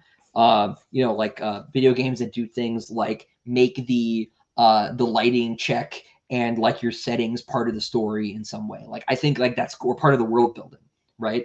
You're adjusting like your helmet settings or something if you're a space marine or whatever, right? Like stuff like that's really cool. Like finding a way to like hide the seams. I loved one of the things I loved about Dead Space so much was the fact that all of the menus were integrated into Isaac's armor, right? And so, you have to think like you have this opportunity, this amazing opportunity in working with a different medium to think about all the ways in which that medium can be exploited to like tell the story better or differently. Video games, you have choice, right? You have replayability, right? You can do different things. You can mess with the players. Like I don't like Hideo Kojima, but I like the way that Hideo Kojima messes with people in like Metal Gear Solid 2, right? I think that's really cool. But yeah, no, just stuff like that is fascinating to me. So like having the opportunity to like think about those problems would be great. Related question, Birdie right below this asks, when is the HBO series coming? As far as I know, never. I haven't spoken to anybody in Hollywood ever. I got one email once about a movie deal, and it was a scam. And like, who's scamming authors for like movie rights? Like the way that works is they pay me. Like I don't understand what the grift was here. I'm so confused. So confused. Oh man, I just finished the dregs ones, so I'm gonna do this stack of Queen of Mid Ashes. Oh, I might not because it's almost already 2 hours. I'm gonna go for another like half an hour or so. We'll see. We'll see how things are going. So, yeah, let's find a new question.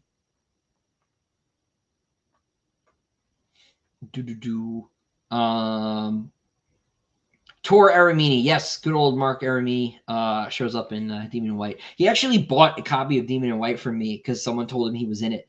I have no idea if he's read the books. I haven't spoken to Mark in a couple of years. I think a couple of years now. But he is my favorite Wolfe scholar. He's just fascinating guy. I really appreciate his emphasis on Wolfe's symbolism too, because I feel like Elzevir Soup are sort of like the sort of default go-to experts for Gene Wolfe stuff, and they tend to just do plot analysis and sort of explain what's going on as opposed to like what it means.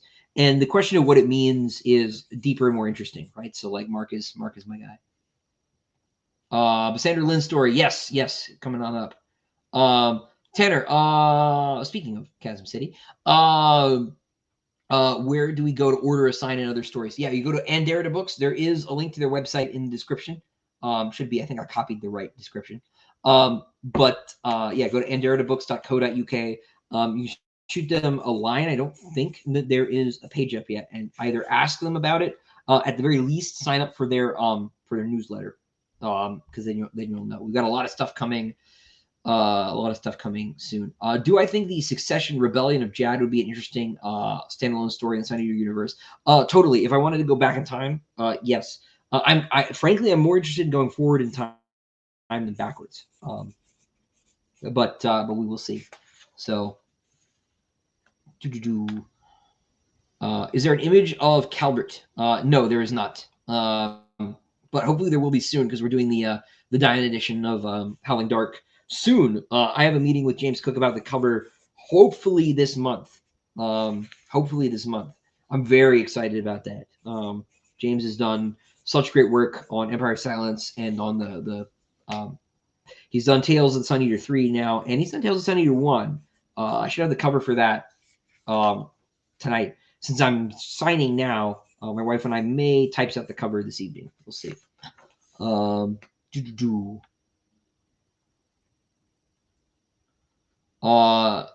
Yeah, Joe, I don't want to talk about the rights and the contract stuff that much. But anything is possible. I have not heard of Rock 88. Empire of Silence movie directed by Tarantino when? Probably never, right? Because he's doing one more movie. Yeah.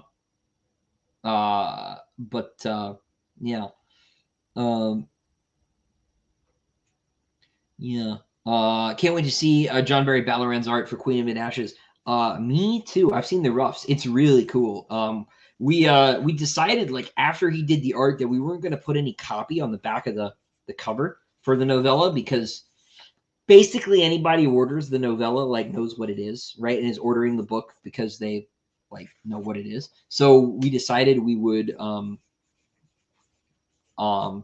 we would just leave the back blank. But in the case of Dregs of Empire, that meant that the back looked kind of bare.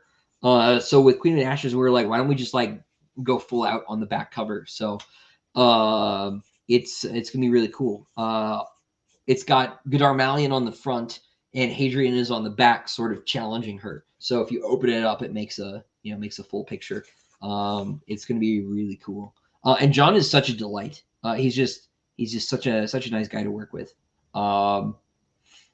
With you, I noticed you exclude Dead Space 3. Quite right. Dead Space 3 sucks. It is bad. The first one's the best one though. Has there ever been any conversation about Sun Eater screen adaptations besides the scam? Not really. No. If anyone's here, I'm perfectly findable. Yeah. Anyway, one of these days, perhaps. Why don't I like Kojima? So I'm kind of with Stratosphere here. I think he's kind of lost the plot a little bit. I didn't get what I thought Death Stranding was going to be was so much cooler than what Death Stranding is. That like I can't like explain the distance. It's so I was expecting something way more sort of Lovecraftian than it turned out to be, and it's this weird sort of I don't like the social commentary. It feels very flat, and he's also I don't want to say he's sold out, but like he is he's like an auteur at this point. Like he's just like he's like a caricature of an auteur. Like he's just hanging out with all these famous people because he is himself like a famous game developer, and it just feels very artificial. Just the whole thing feels very strange to me. It does not feel like the guy who made Metal Gear Solid to me that much at all. Like he's just not the same guy. Does that make sense? I don't have like a very clear sense of why I don't like him anymore, but because I used to like him. Just yeah, Death Stranding was a big disappointment. I hear it's like better now, but like I couldn't get into it at all. I played like half an hour of it, and then I like read what it was about, and I was like, this is dumb. I hate this. Like, I was so disappointed.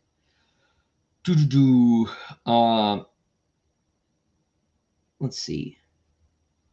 Just finished Dregs. Impressed with the Amazon hardcover. That is a relief. I'm glad someone got them. I still like don't have. I don't have mine. I ordered them in November. They lost my first order. Amazon did, and I'm still waiting on 30 copies. They're supposed to be here by the 15th, but I'm starting to think I'm gonna have to call them and really scream at them. The first time I'm like, okay, fair enough, but man, it's a big mess. So I haven't seen a physical copy of Dregs at all. I'm super pissed about it.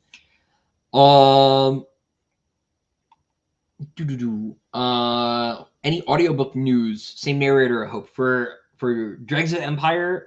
That's coming out on the 16th. So that's almost here. It is the same narrator, Samuel Rukin, and as far as Disquiet Gods is concerned, that should still be Samuel Rukin.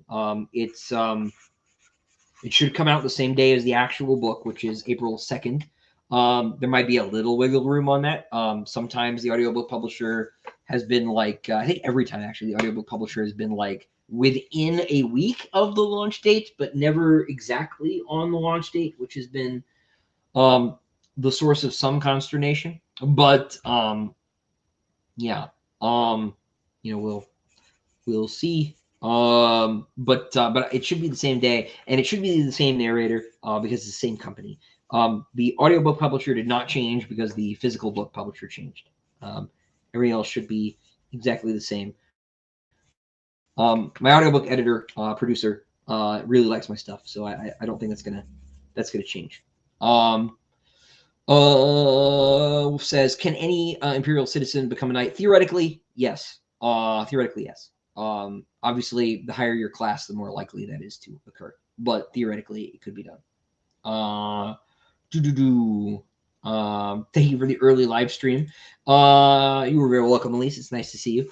I just happen to have a couple free hours here at the house, so I thought I would go ahead and sign these at least as much as I could with folks. Seemed like the way to do it. yeah, so thanks for reading, and Happy New Year to you and to everybody. So I also need more Sun Eater artwork. One of these days I'll be big enough that fan art starts to just happen. So we'll see. But I am working on getting everything put out there. So we've got the Diamond Edition of books 1 and 2 coming out this year. Book 1 should ship in the next couple months. There's about a dozen, black and white pieces in each of those. They've each got well, there are 2 color frontispieces. There's one that's secret for the lettered editions. They got illustrated end papers and new covers. Tales 1 and 2 are getting facelifts. Queen of Ashes getting a new cover. Lesser Devil is getting a new cover. The Murdered Sun is coming out. Empire Silence is getting the Anderida Books treatment by the end of the year. That might have 3 to 5 interiors as well. So there'll be a lot more art this year. So it is changing. Things are changing. Things are turning around. No.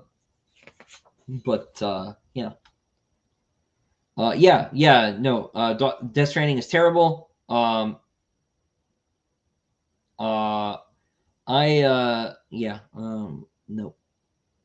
I don't have anything super cogent to say about my Kojima feelings, except that I just like every time he comes up now, I go, okay. Do you have any thoughts about what I'll write post Sun Eater? So I'm never leaving this universe. I plan to work in it in some capacity indefinitely. Probably the next thing will be a standalone novel in this universe, and then it'll be something else. I might do 2 standalone novels in pretty rapid succession. 1 Sun Eater, 1 not is my plan. I don't know what I don't have any more details about either one of them.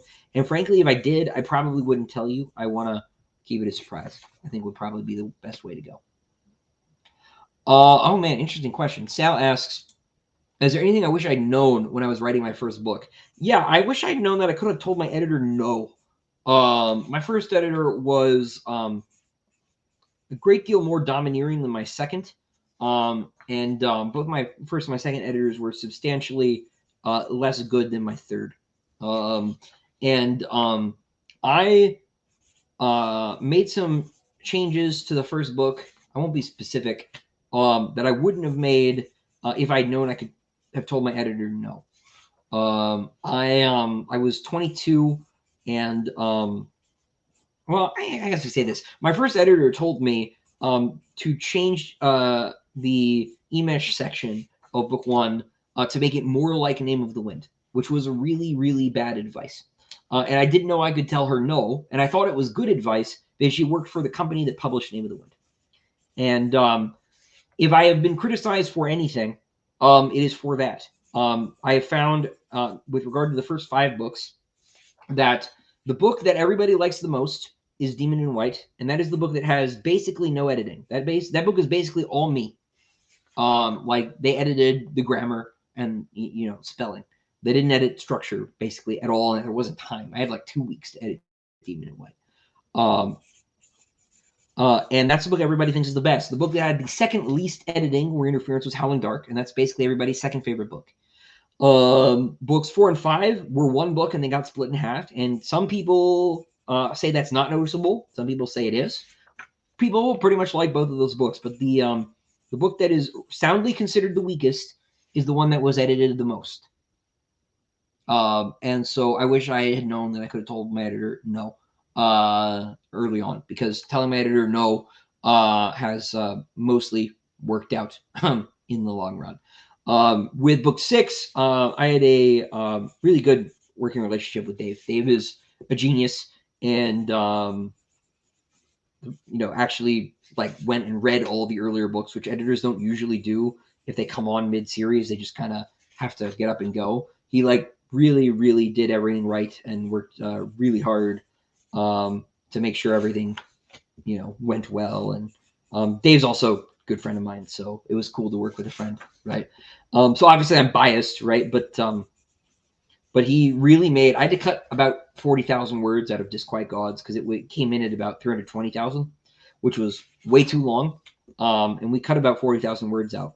And Dave made that easy. which it shouldn't have been. It should have been really, really hard, but he really made my life easy there. Oh, this is a good question, Coffee. Yes, so there are 2 short stories um, that sort of lead into Disquiet Gods that exist right now that you can go read. In order, they are The Royal Game, which is in Grimdark Magazine issue 34, which you can get on Amazon as an ebook for, I think, like $2 or something. And then there is a story called Daughter of Swords, which you can get in my Tales of the Sun Eater 3 collection. Royal Game is not in that collection because Grimdark Magazine owns it exclusively until April. So it'll be in Tales 4, or it'll be in the omnibus. I've decided what I'm going to do about that. But it'll turn up soon. Yeah, so you can go read both of those now. They both involve Cassandra in some capacity, who is a new character who comes in book 6. There will be a 3rd story that sets up for Disquiet Gods that's going to come out on Bane.com for free in March. I have to write it still. I'm going to write it this month, but I'm trying to get through the next couple chapters in the next 2 chapters in book 7, so I can get to a clean stopping point before I pivot, write that story, and get back to book 7. So I'll knock that out soon.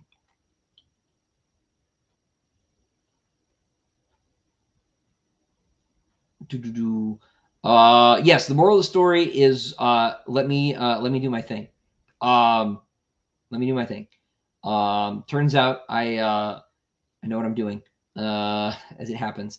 Yes, Davio, the man who binged the entire series. Yeah, no, Dave is a machine. Dave's another person I want to be like when I grow up. This is an obligatory reminder that you should all go read Witchy Eye by DJ Butler. It is amazing and has not found an audience, and that is criminal. It is super good. It is an alternate history epic fantasy that is set in America in 1810, only it's an empire, and it's great. It's so cool. Dave is like the best world builder alive, in my opinion, and the fact that nobody has read this series, frankly, pisses me off. So please go read it. So, Zeppelin asks, will there ever be a reprint of EOS Howling Dark in hardback, especially since there was a 500% increase in sales? You would think so. But like I said earlier in the stream, Dawes said to me that the only books they keep in hardcover in perpetuity are Tad Williams and Patrick Rothfuss. I invite you to write a nice note to Daw and say, hey, I would really like to buy this. Maybe if they get a few hundred of those, that might change their mind. But I have done all that I can, and I'm not going to ask them about it anymore. So I leave that to you all. You would think it would be possible, but so far not so much. What I said in the meantime is, I'm going to work as hard as I can on special editions, and if that means that I end up with like 7 of those to make sure as many people can get them as want them, then I'll do that. So really what I'm hoping will happen is they'll let me do a second Diamond Edition printing in a couple of years, which I think they will, because I have to go back and negotiate for Kingdoms of Death and for Ashes of Man. I only have the rights to the first 3 right now. When I do that, I'll see if I can get more of the first 3. So do not make 200 alternate accounts. But like, if you know people, tell them to also send emails. Don't harass them, right? Just say, hey, I really like these books. Would you consider bringing them out in hardcover? I'm just telling everybody who asks to please write them a nice email, and we'll see what happens. But there's nothing more I can do. So,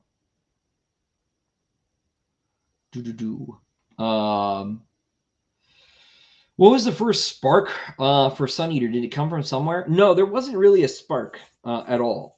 I've been trying to write a story, since I was 8. I knew I liked stories, and I liked science fiction, and I liked fantasy. I started writing fantasy initially since I was 8 years old. Maybe I still am writing fantasy. And it never, there's never a clear moment where it turned into Sun Eater. and I had like a specific germ of an idea.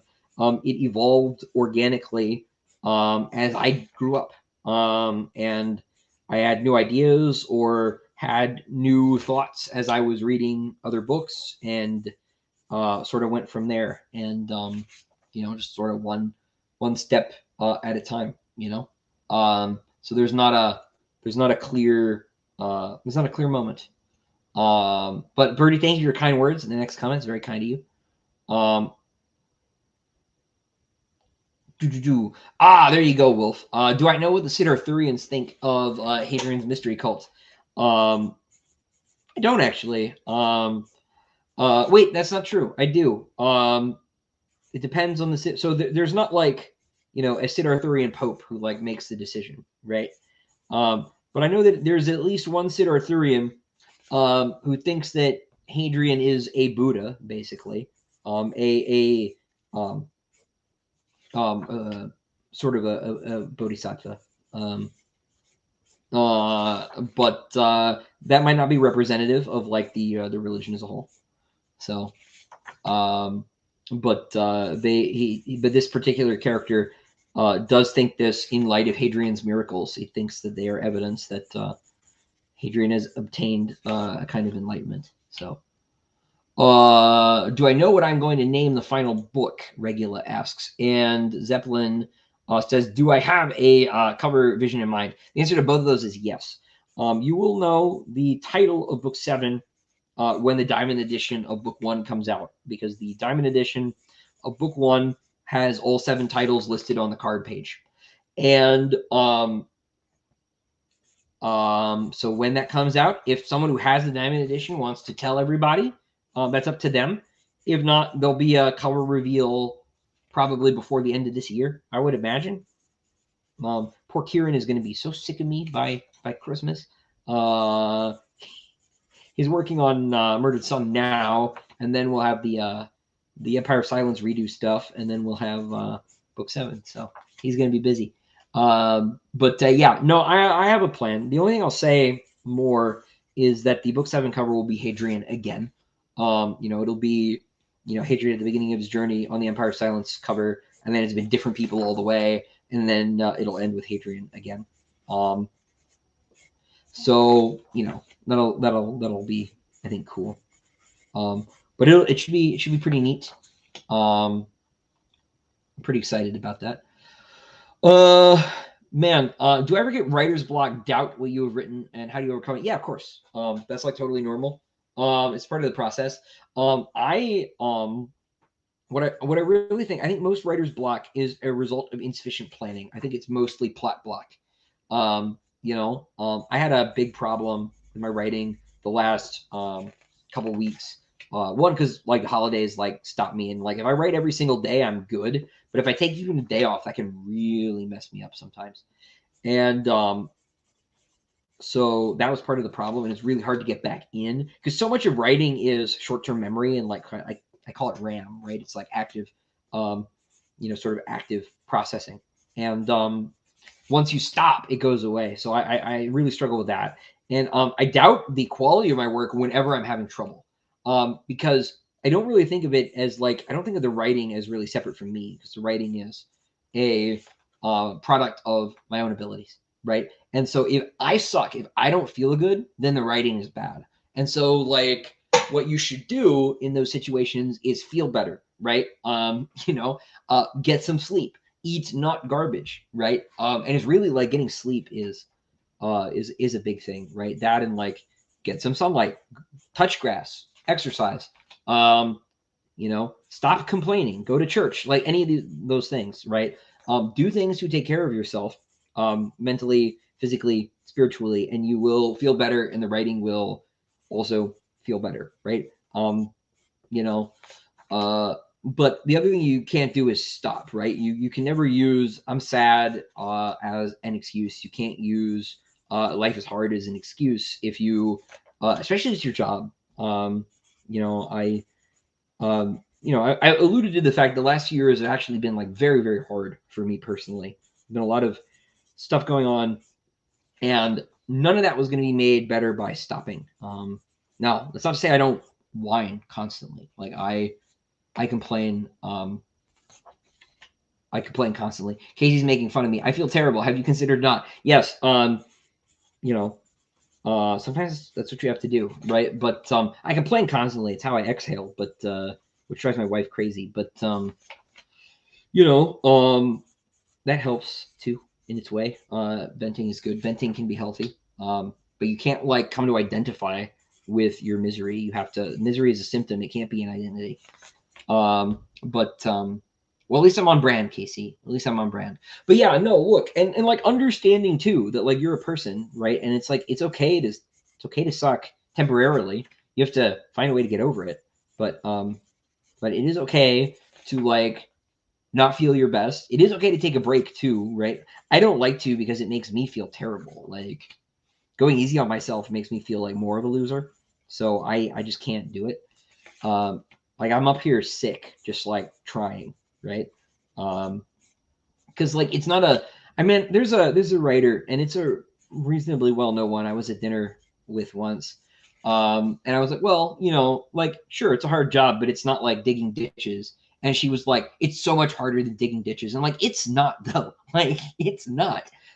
This is the best job in the world, and it's a real privilege to be able to do it, and it's a real blessing to be able to do it. And I'm grateful to all of you for the ability and the opportunity to do it. And so that makes it easier for me. That's maybe not useful writing advice because, you know, maybe you haven't sold a book yet or, you know, but the fact that I know people are counting on it makes me feel better.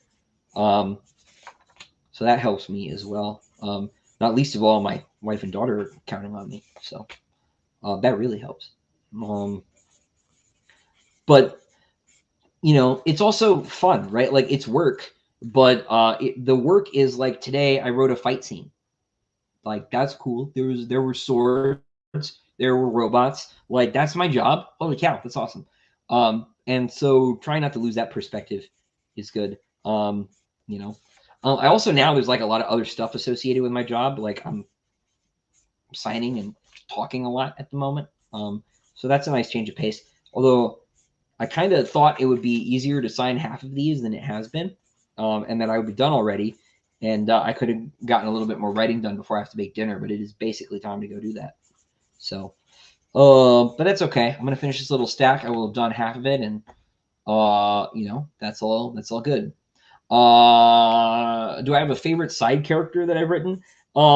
It depends on what you mean by favorite, and it depends on what you mean by side, and it depends on what you mean by character. No, character obviously, but it depends on what you mean by favorite and side. I I I really, you know, love Valka. But like, is she a side character or is she a main character? Right? Is Hadrian the only main character? I joke that he's the only character because we're in his head the whole time. But like, you know, is Valka a side character or main character? I don't know, right?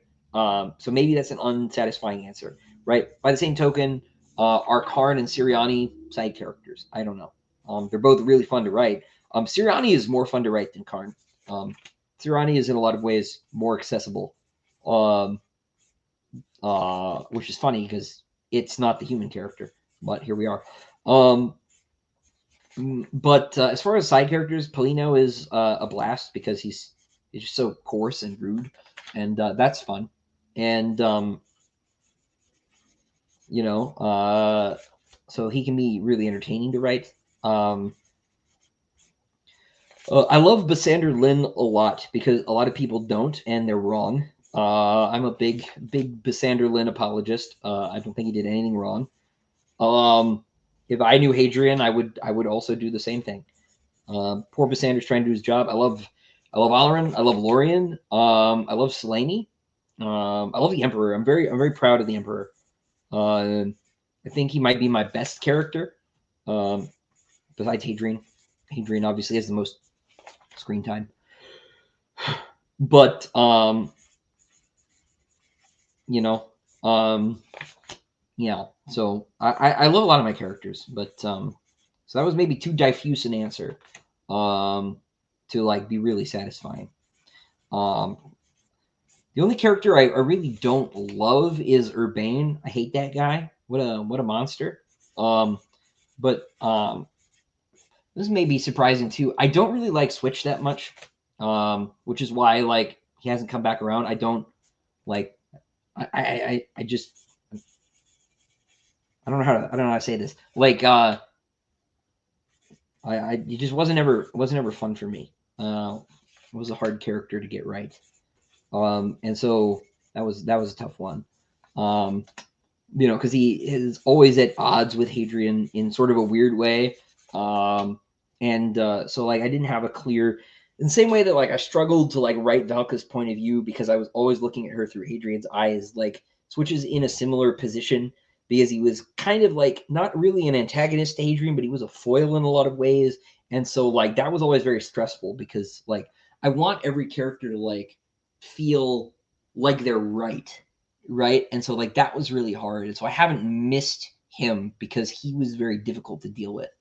So oh, Simon's cool talking about the short stories. I was thinking about the books. But there are people who don't like Bassander Lin. Yeah, no, I know it's completely baffling. They're all wrong. How do I feel about the 500% increase in sales and stuff? Sales and attention. Sales, great. Attention, not so much. You wouldn't know this considering I'm literally live streaming right now, but I'm actually a pretty private person. And so having the Eye of Sauron on me is not very exciting. But that makes me nervous. But like, look, I was already able to do this, for a job, but to be able to do even more, for my family, right, is really, really cool. That is really good, right? So no complaints from me, right? But it makes me nervous. It's only a matter of time before I, get in some trouble. Somebody doesn't like the book or they think that fiction is real life and they're like, oh, Christopher believes this, he believes we should have a space empire. I'm like, you're dumb. But we'll see what happens. Yeah, no, attention makes me nervous mostly. Just because like I'm just like I really think I should have had a pen name. But yeah. Yep. Anyway, so it makes me nervous, but money is good. Security for my family is good. And it's nice to talk to people when it doesn't go horribly. Which it hasn't, honestly, which is good. But yeah. So I'm done with half. I'm gonna wrap up here in just a minute, but I'll take a few more questions. Oh yeah, Oliva. Yes, he's also a weeb. Yeah, he shows up, refuses to elaborate, and then leaves. He's literally the Sigma meme. Yes. Yeah, I'll have to get back to Oliva eventually. Do I prefer dust jackets or naked printed hardcovers? I prefer dust jackets as a general rule, because it gives you an opportunity to do something cool with the boards, which has been fun with the diamond editions. Obviously, your traditional paperback release, they almost never do anything with the boards, but yeah. Joel, it is not Valka on the cover of Disquiet Gods. It is Cassandra, which is also kind of a spoiler. So but that's okay. The fact that she exists is a spoiler for sure. But no, it's not Valka. That would be a spoiler, which is why it's not her. No one out-weebs Takeshi. Takeshi's not a weeb. He just is Japanese. Or is he? Because he is Minoan. So, let's see. Yeah, portrayal does not equal endorsement. This is so baffling to me. There's so many people like, you put a thing in this fake story about fake people. Clearly, I know what your heart is. I'm like, you don't know me at all. Come on, get out of here. Get out of here. People are crazy. It's so fascinating. This is why I said you gotta just ignore people. Just ignore them. The internet is not real. As the meme goes, how is cyberbullying real? Just close your eyes. Obviously it's real, but I like that joke. It's funny. In any case, SP, you will get more clarity on the end of Howling Dark as the series goes on. The end of Howling Dark is in sort of a tonal sense a cliffhanger, right? Like action wise, not so much, but in terms of what just happened, you should have a lot of questions. Let's put it that way. Money is good. Quick, get that man. Yes, I have gone too far. Will we ever get a short story about Karn? Maybe. I don't want to explain him too much because it's better if he's not explained too much. What does my family think of my books? So my wife has not read them. She likes that they exist. She thinks it's cool that I'm, kind of famous. But she thinks it's way cooler than I do. I'm like, oh no, people, more emails. But she's loving it. My parents love the books. Here's a blurb. My mother thinks Disquiet Gods is the best one, so that's good. I finally, at least in her eyes, beat Demon in White. My dad, on the other hand, is a Demon in White stan. So as far as my dad is concerned, I peaked in 2020. My brothers both love the books, but they're both big audiobook guys. That's fun. My extended family, I don't think any of them have read them, but they think it's super cool. I am, this will surprise you, I am the weird guy in my family, right? I dress like this all the time. I'm very serious all the time, and I am not into baseball and whatever else. I'm not the normal one. Although in fairness, I don't know that anyone in my family is really the normal one, but I think I'm the least normal one. I'll put it that way. I have an uncle who's actually an artist, right? Who is successful and stuff. So it's kind of a weird family. But it's a good family, when I say I'm the weird one, I don't mean they're hostile or anything. But yeah, no, they're all very proud of me and very supportive and stuff. It's very cool. I really love my family a lot. Same with my in-laws. They my father-in-law actually really loves the books. He's a big David Weber fan. And was before I met him, which is kind of cool. So that's pretty neat. So he called early on in my marriage. He called my wife and he's like, I need to talk to Christopher. And Jenna was like, oh shit, what's going on? And then I go in the other room and I'm like, yes sir. And he starts asking me book questions, and then my wife's in the doorway and she's like, oh thank heavens, okay. I thought you were in trouble. Are we ever going to get high fantasy? Maybe. It depends on what you mean by high. I don't know about elves and dwarves. I feel like it would be presumptuous of me to try, but some sort of knights, castles, dragons, maybe. I don't know. I don't know what it would look like yet. I have some ideas. But I'm not committing to the next project until after book 7 is done. The worst though, Casey, is when the author is into the messed up stuff. Then it's oh, I don't know. I can't handle this.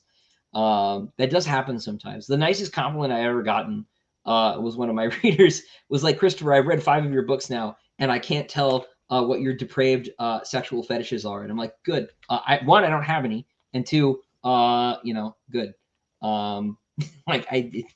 Writers can be pretty gross sometimes. And then your family reads your books, and then you don't know what you got. You don't know what you got to live with anymore. It's some of these writers, I don't know how they can look their mothers in the eye. Fascinating. I digress. If I were to write a Karn story, would you go in assuming it's the same character or a different person? You mean the way that I treat Hadrian as a different character each book? I don't know. I haven't seriously thought about how I would implement a Karn story. In writing Sun Eater, are there any historical figures you pulled inspiration from? Oh, sure, lots. Hadrian's got a little Lord Byron in him. He's got a little T.E. Lawrence in him for sure. There's a little Napoleon there too. There's a little Scipio Africanus in Hadrian as well. There's a little Etius Flavius as well. Speaking of Romans, mostly in his Hadrian's relationship with Doriaika is sort of inspired by the Etchus Flavius Attila sort of dynamic, right? Because there's a little Attila in Doriaika. There's some Napoleon in there's some Napoleon stuff in book 6, let's say. Who else? I'm trying to think of like a concrete example. There's a lot of Alexander the Great in the series, kind of generally, obviously. Very hard to get out from under his shadow. But those were like the ones that come to mind off the top of my head. What would have been my pen name? I don't know. I'd have to like really think about that.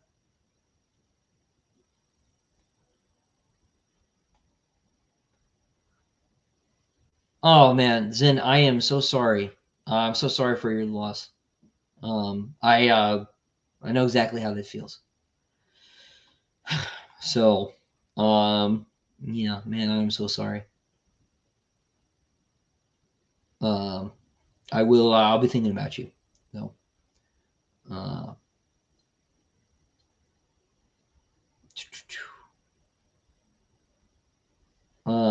yeah, okay, Casey. Where's my wise man's fear? It feels like inappropriate to follow up what Zin just said by jumping right back into a question. It is about time to wrap things up, though. We've been going for about 2.5 hours, which is longer than usual. And I still somehow have 60 people. And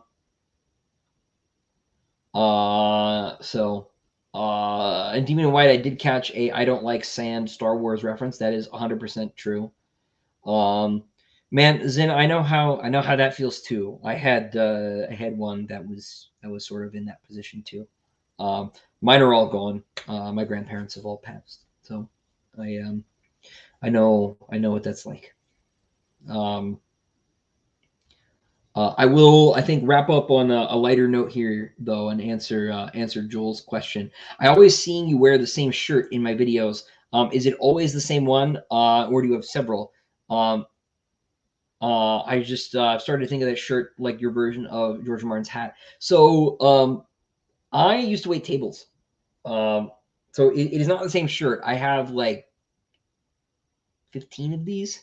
I wear this every day. Look, I went to Catholic school. So I wore a uniform for the first 10 years of my life, basically. Well, not the first 10, but like from like 5 to 15 or so. I wore the same thing every day. So I'm like used to it. And then I started waiting tables. And when I waited tables, we're all black, right? Just pretty simple uniform. And I had to go straight from class in college to work, and I didn't want to change. Like, there wasn't a changing room at the restaurant, so I'd have to change like either in the bathroom stall, which gross. Not that I worked at the restaurant, it wasn't like filthy, but like it wasn't like, it's still a public bathroom, right? Or like in the kitchen, which is like weird. So I just wore my work uniform to class all the time, and I gained a reputation for dressing this way all the time anyway. And I've just sort of kept it up. I've like improved the fabric, basically. I've gotten a little bit more style. I'm not just wearing like the waiter shirt all the time. But I at this point, I wore a red shirt once, and I went downstairs, and my wife was like, "I hate that. Stop it." And so now I'm stuck. So so no, I and then I was reading about like like the habits of like highly, not the book, the habits of highly effective people, right? But like just some habits that high powered people have, and like choosing to wear the same outfit all the time, something like Steve Jobs did. Not that I'm like a big Steve Jobs guy. I like actually hate Apple. I don't own any of their stuff, but not an Apple guy here. But I grew up in a Linux household, so we were like no Apple, no Windows. I lost the fight on Windows, like, but Apple is like way too expensive for what it is. It's ridiculous. But like still, like that was something that like he did, and I found that like not thinking about what I wear every day is like one problem solved. So yeah, so that's just makes life easier not thinking about it. So I basically wear the same thing every day unless I'm like doing physical labor or like going to something especially fancy where like this is inappropriate. I don't use Linux anymore, Zin. I'm not So my dad is a network engineer. I am not, and so now that I do not live in his house, I do not do stuff that is above my pay grade with computers. And using Linux was above my pay grade. As a kid, it was easy. So you know, no, now I'm just on Windows, which is easier because I wanted to play games. So Blake, beyond purchasing and sharing your books, is there any other way to support you? No, that's really the way. The best thing, if anybody wants to like really maximize effectiveness here, is get the advanced copy of Disquiet Gods when it comes out on the 16th. So Bane Books, I will close on this. Bane Books, who's my new publisher, they're publishing book 6 and 7, and probably the next thing. They are unique in science fiction publishing in that they will sell the advanced reading copies of their books digitally as ebooks. They sell them for $15. And that goes half and half to me and to them. It doesn't go to anybody else. So I actually get something like 3 times the amount of money per sale of that advanced copy than I do from a hardcover. And so not only can you get money, more money to me for a purchase that way than you can any other way, but it will also go straight to my advance, which means it's possible that we could knock out the advance before the book even comes out, and that would be kind of awesome. And that would definitely make Bane feel secure in picking up book 6 in a series, because they like really went out there, went on a limb picking up book 6 in a series. So yeah. So if you want to really make my publisher feel like they made a good call, and which will also help me long term, and help really take a chunk out of that advance, grabbing that advance copy will be the way to go. And that'll be on January 16th. I don't know what time of day. All right, I know some of you are going to be there at 12:01. That might be the case, but I don't know what time. It might be noon for all I know. But on that day, it'll go live. As soon as it is, I'll have a video and I'll let everybody know that it has happened. So. But on that note, since Bill Emery is clowning me for still being here, it is time to wrap things up. I've got half of these all signed. I'm going to sign the rest of them on my own. But the reprints of the Anderida books collections, I've got 2 of them handy here, Lesser Devil as well, will go live, I think, before the end of February. It may be in March, but it'll be in the first quarter of the year for sure. Those will be coming up very soon. But that will do it for now. Thank you everybody for being here, for spending a couple hours with me. I will see you all later this month for the regular stream, and I will have the Year of the Sun Eater sort of grand overview coming up very soon, as well as the cover reveal for the new cover of Tales of the Sun Eater Volume 1. That should be up very soon. So stay tuned, everybody, and until then, Godspeed.